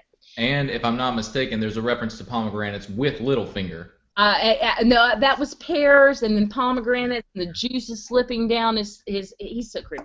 But my point is this: I do believe that Sansa ends up being thrown as Queen in the North against the Night's King, and there is going to be something that relates to them coming together. And Sansa's journey has to be that she has to get so strong to get to that point. Now, leave that alone. You all think about it. I'm not going to make definitive decisions. I'm throwing out ideas. Now, I want to say this. There are only 2 true knights in this, guys. Barristan's not going to make it all the way through. But there is Brienne and the Hound. And I do believe that there has to be some knight that stands between her and this force, kind of a Dracula force drawing her to him. And I want to quote a couple of things that the Hound says. In Season 2, at Blackwater, while he meets her in the hallway, and she says, "Why are you so hateful?" And he says to her, "You'll be glad of the hateful things I do someday when you're queen and I stand between you and your beloved king." And the second one, when he tells Arya, when he's talking to her about that pony she wants, and he says, "Do you think that the one thing of value in my world I'm going to let turn away and ride away from me?" These lines aren't in there for no reason. They aren't. Now, if I have to overlay that with James's theory, it concerns me that maybe Arya is in and that she ends up taking the Hound out. But I still say this: Jaime does not make it. I think the Hound does. But it's going to be an incredible journey. And I think those myths are played, and that land, that voyage to the land of the women, I'm telling you, I think the Night's King has a queen. We know he loved that queen. He was obsessed with that queen. He has made an oath. You killed my queen, and I'm killing all of humanity, and the Starks are the ones first. That's all I have to say about that. Applause, LaDonna. I have an odd question just because LaDonna brought up the Hound, and it just popped into my head on your last episode. Is there, I don't subscribe to this, I'm just asking the question, is there a possibility that the Hound saw something in the flames when he was burned as a kid? And that the reason... That's brilliant, Maester Payne. Think about that. That could be a possibility for sure. Thank you. You guys were talking about it last week, and one of the things that I told you guys, I had so many questions that I wanted to ask. I like that a lot. I like that a whole lot. I don't know if there's any logic to that whatsoever, but it did pop into my head. I love it. I love it. The Lord of Light might have touched him. Now, I'm not sure I don't like the Lord of Light completely either, but I'm not sure I ascribe to any particular religion, but you're right. He was in the episode Kissed by Fire for a reason. Obviously, his burn was a reason, but there could be other reasons. And the fact that he was drawn to her from the very beginning, and that he, nobody touches Sansa, but he constantly keeps touching her. There's a reason for that, folks. I don't know what it is. I'm not going to tell you the facts. I don't know how it plays out, but I swear to God, I think I'm on something. If I can respond or react to your theory, LaDonna, since I've already done that with James's, where to start? I guess I can definitely agree with you that I would not at all be surprised if George R. R. Martin borrowed from the story of Bran the Blessed. I looked it up briefly, and I was reading all these stories, the Voyage of Bran and all that. And it definitely does sound very, very familiar to the Bran that we know, or at least parts of it do anyway, to the Bran that we know in A Song of Ice and Fire. In terms of whether or not this plays out in an almost identical way in the Song of Ice and Fire, I'm not sure of it yet, but I definitely see where you're going with this. I'd have to think this over a lot, and I think I clearly have to read more on it. Just a few more thoughts, though. Beyond me agreeing with you that I think Sansa does become Queen of the North at some point, and that Jaime probably won't make it to the end. You touched upon it briefly about the female children of Craster also being sacrificed, and it kind of just made me think, if there are females also not sacrificed but given. Hold up, Mama. Or maybe not sacrificed, but you know what I mean, given to the White Walkers, however you want to refer to it. I wonder why we haven't yet heard that being referenced. Why has that not been spoke of? Do you have any thoughts as to why that might be? Yeah, because Martin's freaking brilliant and making us think. He's going to make us go, oh my God, why? It's like, that dancing bear in YouTube where you watch the people playing football and you don't see the dancing bear? You know which one I'm talking about? Well, now it's spoiled. I think I do. I've seen it. I know the analogy you're making.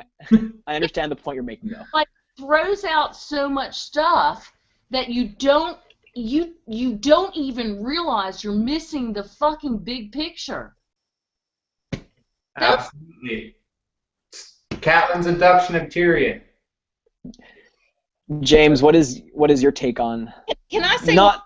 Go for it. Can I say one more thing in my theory, and I promise you, this is really about the end of it. Hold up, Mama. Hold up. Let me change topics. Charlie wants to stay on the topic he brought up. Yeah, but this plays into it. Let me say this, and I'll leave. Finish the thought, LaDonna, and then I'll ask James the question. If you look at the Voyage of Bran, he ends up coming back, and he's not really acknowledged because people don't really know what he did. I think that he is maybe the prince that was promised, but won't get the accolades for what he's going to do, which is a metaphysical battle. And he'll come back like a war vet that doesn't want to talk about his experiences because people will never understand.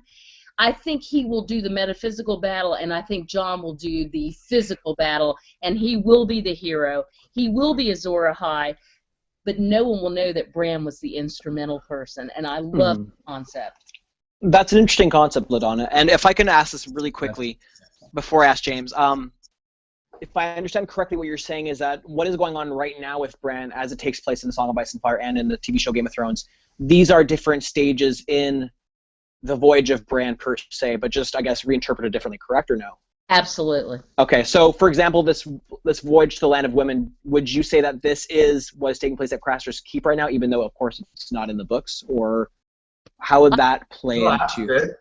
That could possibly be, or it could be that the women are up with the Night's King, nurturing those White Walkers to grow into men to be warriors. Okay, James, I know you you probably have a lot of. Someone has to nurse those babies. I mean, you can't. I've had 3 infants. You can't raise infants without breast milk. And I get the impression that anything grew up there, including maybe weirwoods. James, if you can keep it, I guess, as short as possible in response to this idea of the children being raised, or children being raised by female White Walkers, at least females playing some kind of role, because LaDonna just said they didn't get transformed, if I recall correctly. Do you, what is your thought on that? Is that what you said? I don't Hold think. up, Mama. Hold up. I don't think the women have been changed. Exactly. Okay. That's what I meant. Yeah. So, do you agree that the women might be taken up north, or is that completely out of your scope of understanding, without getting into a huge debate? To me, currently, there are no I really thought there might be, but to me, right, there are no current female White Walkers. Okay. And, I think at the end, ultimately, we're going to have a decision being made that humans, there's a law now. You can't give up your babies to the White Walkers. But that would lead to, yeah, right? But that would lead to the death of the White Walkers unless they have a female to mate with, which would, in my opinion, be why Theon exists in the storyline, so that at the end, when Jon chooses not to keep the baby as a vouchsafe, I think is the word for it, vouchsafe, he gives it to them and says, go start your own society. Who are we to judge? I'm not sure what the answer is as to first of all, we've never seen a White Walker eat, so we don't know if they eat or what they eat, if they do, or if they're, I don't know how that works. Okay. So, I do not think that there is a female somewhere feeding these babies. Okay. Can I add one more thing? One more thing. Go ahead. I think that we need to compare and contrast Val and Dalla with Gilly. I think they escaped that. Mama, I love you, but you are out there, and this is a 3-hour Hold video. on. How long will it take, LaDonna? If it's short, I think we can handle it. If it's not, then we'll. That's it. I think maybe Val and Dalla escaped that culture of the Borg. Interesting. Maester Payne, do you have any thoughts on what both James and LaDonna have been saying? I'm kind of. No, that's a rewatch for me. Yeah, brains melting. Our brains, I think, are both melting right now. So let me handle the Q&As and Right. let you and Maester Payne close out, given anything y'all want to talk about before we sounds leave. good. I was going to suggest that, or answer the questions anyway. So go ahead. Let's do that. Somebody said, so we can assume that the Night's King is the only one that can turn people to whites? I'm of the opinion that that's not necessarily true. In fact, I know it's not true, at least partly because the Night's King himself was turned. And I think you can be born a White Walker to White Walker parents. I think that there's an infection going on. It's certainly an infection of some sense. Anybody want to respond? One question. Sorry, I probably should have asked earlier. Any thoughts on how close that ice monument thing was from Craster's? Like, was there days or was that minutes? Like, how long was that guy riding? Good question. I think I viewed it as a long ways, as he went for a while. In my opinion, and I could be wrong, in my opinion, we never get the scene in the books that's in the TV show where he sees the weirwood tree that he's going to. I think that altar is right in front of the Green Seer throne. I think that is the Green Seer throne, and that the tree itself has been frozen over. I don't think that that's a castle. I think that's a big-ass hill. And that top is the weirwood tree frozen over. I don't agree. Yeah, I don't think that Bran will be so close to the, I guess, magical ritual point of the White Walker. It seems a little too close for comfort in my opinion, anyway. Fans of always winter, and Yeah, make it up there. agreed, LaDonna. Agreed. Long trip. All right, so that was one question. Somebody else wrote, the people at Craster's Keep had traps, so it's possible that that's why they caught ghosts, which would also explain how they're getting more food and stuff like that. Somebody wrote that Grey Worm is developing a relation. I should be naming these people. That was T-Baby, and the first person was Matt Langley that asked about the whites and whether only the Night King can turn them. Emmanuel Davila asks or says, Grey Worm is developing a relationship with Missandei. In the books, Missandei has a brother Unsullied who is killed. Who do you think Grey Worm is doomed? That was a thought I made in the last video, I think, or 2 videos ago for our reviews. I definitely think... originally, I thought actually that Grey Worm was specifically meant to be Missandei's brother, and I think actually, James, I owe you credit for that thought, but clearly that's not the case. But I do think that Grey Worm's death would be a very, very Game of Thrones-y thing to do, especially given the context. Maester Payne, LaDonna? Well, he may end up trying to kill Dany. Kill the Maester. That'd be interesting. That's sort of what I was going to earlier. What are we left with if she's the only Maester left? Right. Good point. And he hates the Masters, whatever that means to him. Somebody else wrote, the 12 shadowy figures while the special White Walker walks up. Can you explain your theory on them? I already explained my theory on them, and I like to refer to them as the disciples because they're the 12 disciples. 12 disciples. Oh, wow. I think they're the 12 prior Lord Commanders because the Night King's the 13th. That is an interesting theory, Mom. That is a good theory. Yeah, I don't have any thoughts on that. I thought they were just going to be random White Walkers or possibly some of Craster's previous children, but those are some good thoughts for sure. Somebody else noted that they skipped the Jorah kiss, too, which is very important to Dany sending him away. Well, he hasn't been sent away just yet, so I think we still have some time before that happens, of course. Dude, it can definitely play still. Someone wrote, might the last White Walker we see with the spikes on his head be the Great Other? And somebody responded to them that they believe it's the Night's King, not the Great Other, and that no gods will be physically manifested in A Song of Ice and Fire, which we've mentioned before, implying to them that the Great Other is a god. I think George R. R. Martin also made a comment about there not being any gods specifically being present in the story. So it's an intellectual concept. They will not be shown. I agree. It's meant to be who knows. Some people they got what they wanted. Some people believed and they didn't get what they wanted. In the last, that was Aid March, and James. No, excuse me. I don't see who responded to it. James Bushell responding. Somebody said that in the last, Nate Cunningham wrote that in the last 3 minutes he learned a good parenting tip, which is to be a good baby or daddy will give you to the White Walker. Quote, tell your children. My mom knows that I've memorized the speech that old Nan tells to Bran about the long night, the scary story, and I've already told it to my cousin's kid who's like 3, 2, no, not even about to turn 2. Jeez. James Bushell asks, do you agree that if Cold Hands doesn't appear in episode 5 that he will not appear? I feel like this is his last chance, and if he doesn't appear, do you think his importance is moot? Can I speak to that? Go ahead, LaDonna. I want to talk about that because James and I did discuss this. I have a small thought on that as well, but go ahead. Can we let Charlie give his small thought? No, it's okay. It's okay. I want to hear what LaDonna has to say. She asked first. I thought one of the most important scenes between Bran and Cold Hands was when Bran basically says, "Who are you?" and he says, "You're monster, comma, Brandon Stark." And Brandon Stark. It cut off. He says, "Your monster, Brandon Stark," which can be taken 2 ways.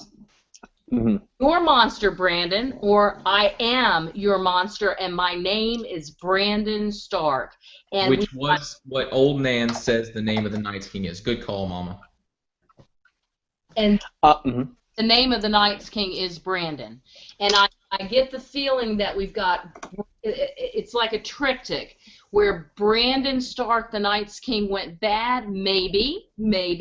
We got Brandon the Builder in the middle, like the balanced Song of Ice and Fire, and now we've got Bran, our lovely Bran, who is going to be in this battle. I would also like to add that all the Brandons merged into the same person in Old Nan's eyes. Yeah.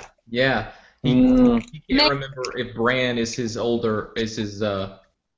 Bran can't even tell who Old Nan thinks he is because it goes back so far. All the Brans. So, as a reader, you could maybe even equate Bran into that too. Not for Old Nan, but just in general, all the Brandons. I think Bran is Martin. I think that's sort of his personification in the story, which you guys have also touched on too, the all-seeing God, everything like that. Interesting. Right. He can see the future, he can see the past, he can see everything. To me, Bran is a way to obfuscate an individual, to say that any individual, even with their name, you cannot determine what an individual is. Bran turns into the greatest person and the worst person and this middle. If I can... Can I Nope, Charlie. We've been waiting for Charlie. All right. If I can directly answer the question, though, I think it was if we're going to see Cold Hands in the next episode. I think the only chance we might see Cold Hands is if, and this is a possibility, I could see it if Cold Hands were the one to save Bran and everyone else from the Marauders in the next episode or two. Cold Hands. Just a thought. Interesting. The Night's King. Sorry? Cold Hands is the Night's King. I agree. We're getting the crows. We're getting the crows flying around, so I assume that Cold Hands is near, right? Yeah. I'm telling you, assuming they have him in the story. For Cold Hands to make the statement that your monster, Brandon Stark, which is ambiguous, he is the Night's King. So he's making his way down is the way I took it. Alrighty. Next question, maybe? Flimp Boyo says, but do you have any idea who it is that's taking care of the female baby, or where they are exactly? I'm not sure what they're referring to. What female baby? I think he's referring to what LaDonna was saying about female children being taken to take care of the White Walkers. Am I right? I'm not quite sure. Can I add one thing at the end of this? I love this. At the end of this in A Dream for Spring, I absolutely see Osha taking over Old Nan's role. She is going to scare the shit out of the kids that come out of the Stark line. I would love speed that. This up, Mama. Let's do these questions. All right.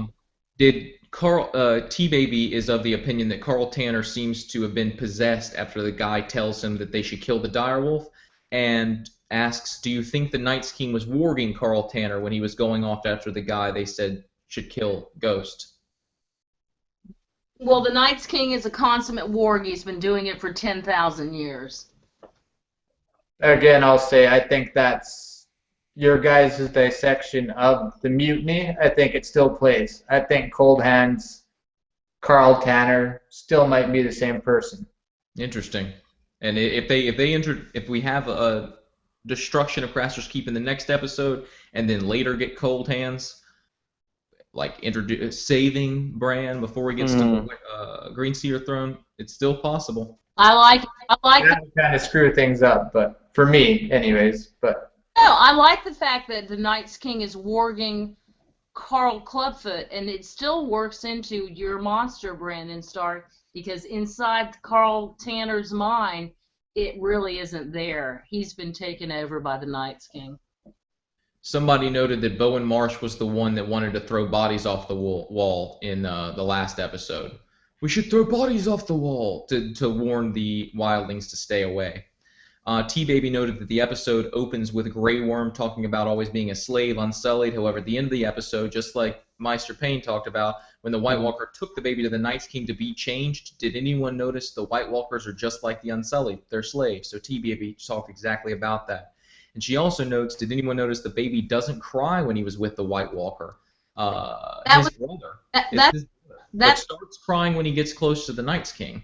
No, then he looks up at him and he starts to smile. He starts to smile, and then the Night's King does that thing. I think everybody's on to the same kind of line.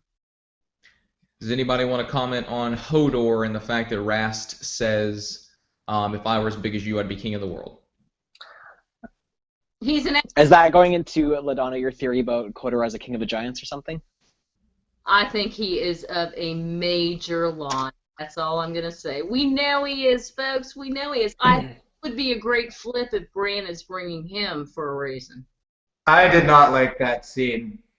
No, we don't like that scene. No, but I honestly, it was hard to watch for me. Not strictly that, but trying to act with only saying the word Hodor. That scene fell apart for me. It was more laughable than it was sad. That's a good point. It's hard to stay in the scene and feel the emotion. He gets stabbed and Hodor. If you buy into James and my theory that he's a child and he's being tortured like that, it is horrible. Yeah. Oh, I agree. It's a horrible scene to watch. It is the acting, and I don't even think it's the actor's fault. They just think being limited to only saying the word Hodor and trying to put emotion into it, it fell apart for me. He's not an actor. He's He's a DJ. Somebody wrote that it couldn't have been Olenna because Joffrey was showing the first signs of poison before Olenna had access to the wine. Oh my God! I'm not going back there. Did anybody notice signs of the poison before Joffrey starts really choking? Yes, I did. Okay, well, so you kind of agree with him. Gonna have to watch. Do what? I'm gonna have to watch it over again. Yeah, I think I will too after that question. Does anybody think Jojen was having a green dream when he was at Craster's Keep? Basically. Absolutely. That'd be interesting if he was. And it blows my mind that we're going to get a dream from him. We didn't discuss at all the look between Jojen and Mira before Mira starts to go, and she looks at Jojen for... Oh, whether or not she should? Yeah. And he basically gives a sign yes, and then she goes and tries to save. Yeah, you guys, I really want you to listen to that interview because he gave a lot of really cool hints. It was awesome. Yeah, I got it written down here. By the way, Podrick, in his interview, said, I'm not as dumb as I just kind of play dumb. And Sansa, in one of her interviews, said, y'all aren't getting it. I am not as stupid as I look. Awesome. All right, Charlie and Maester Payne, let's hear everything you've got to say about everything in the world.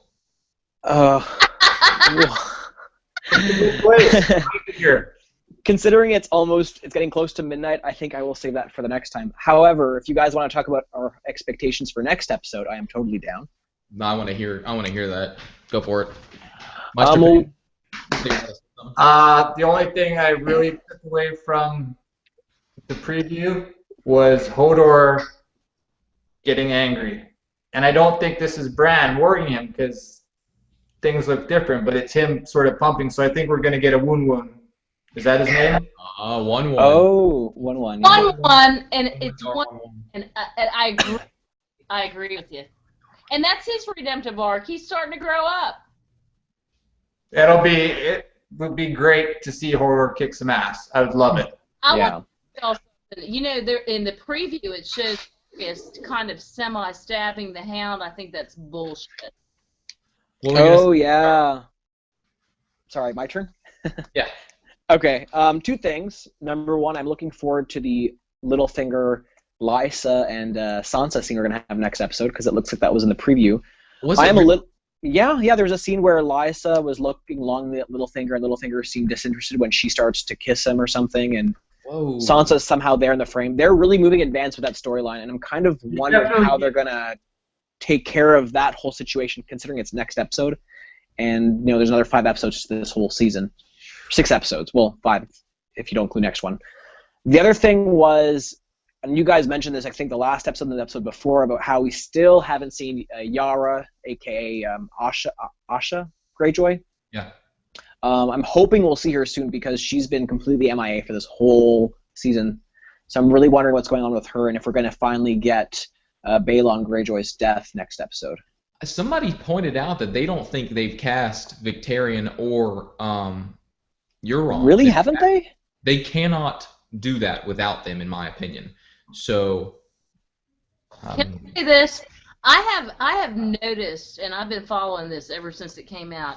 Sometimes they put things on the internet and then they take it down. Like, for instance, if you go on YouTube, you will never find the scene between Cersei and Cat where Cersei talks about having a previous child before Joffrey. And I've seen it on YouTube. The miscarriage, you mean? It's the dark-haired child? Yeah, it's like they wiped that scene out. It's Really? I agree with you. I've seen it too, I'm pretty sure. not there anymore. And they wiped out the casting for Bloodraven, Greyjoy, and Euron. I think it's amazing that corporations can control content. If that's what's going on. Come on. Let's stick with Charlie and Maester Payne if we can. It's all good. I've given my thoughts for the next episode, what I want to see.